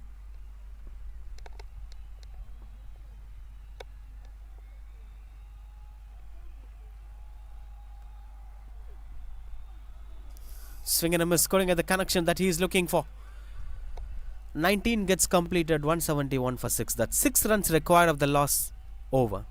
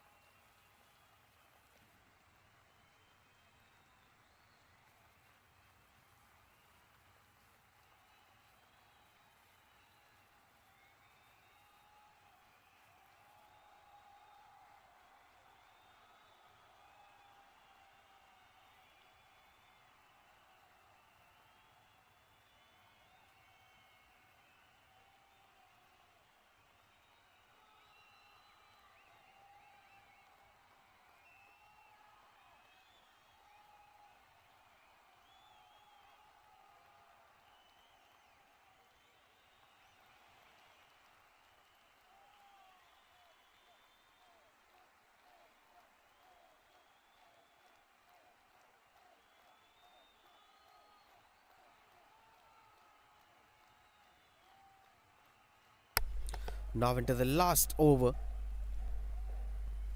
Just 6 runs requires. Looks out to be quite easier one for the team Dream 11 to win this game. But I'll still say there is something to fight back. There is something to fight back for Cricket Mavericks as well. The game has not yet over. Venkateshwaran, a new bowler, to bowl this last over. Long on, Kaukano on deep mid-wicket in position. Short square leg in place. We've seen Kishore scoring it to the long on region to the most. But this time he chose a different direction. That's through the covers. Where there is a man at deep will be just a single. 5 balls, 5 runs. The man who created huge drama in the previous over by scoring 3 back-to-back sixes and changed the context of the game completely. Janaki Raman. Those are moments of these games. May surely be the candidate for Player of the Match award as well.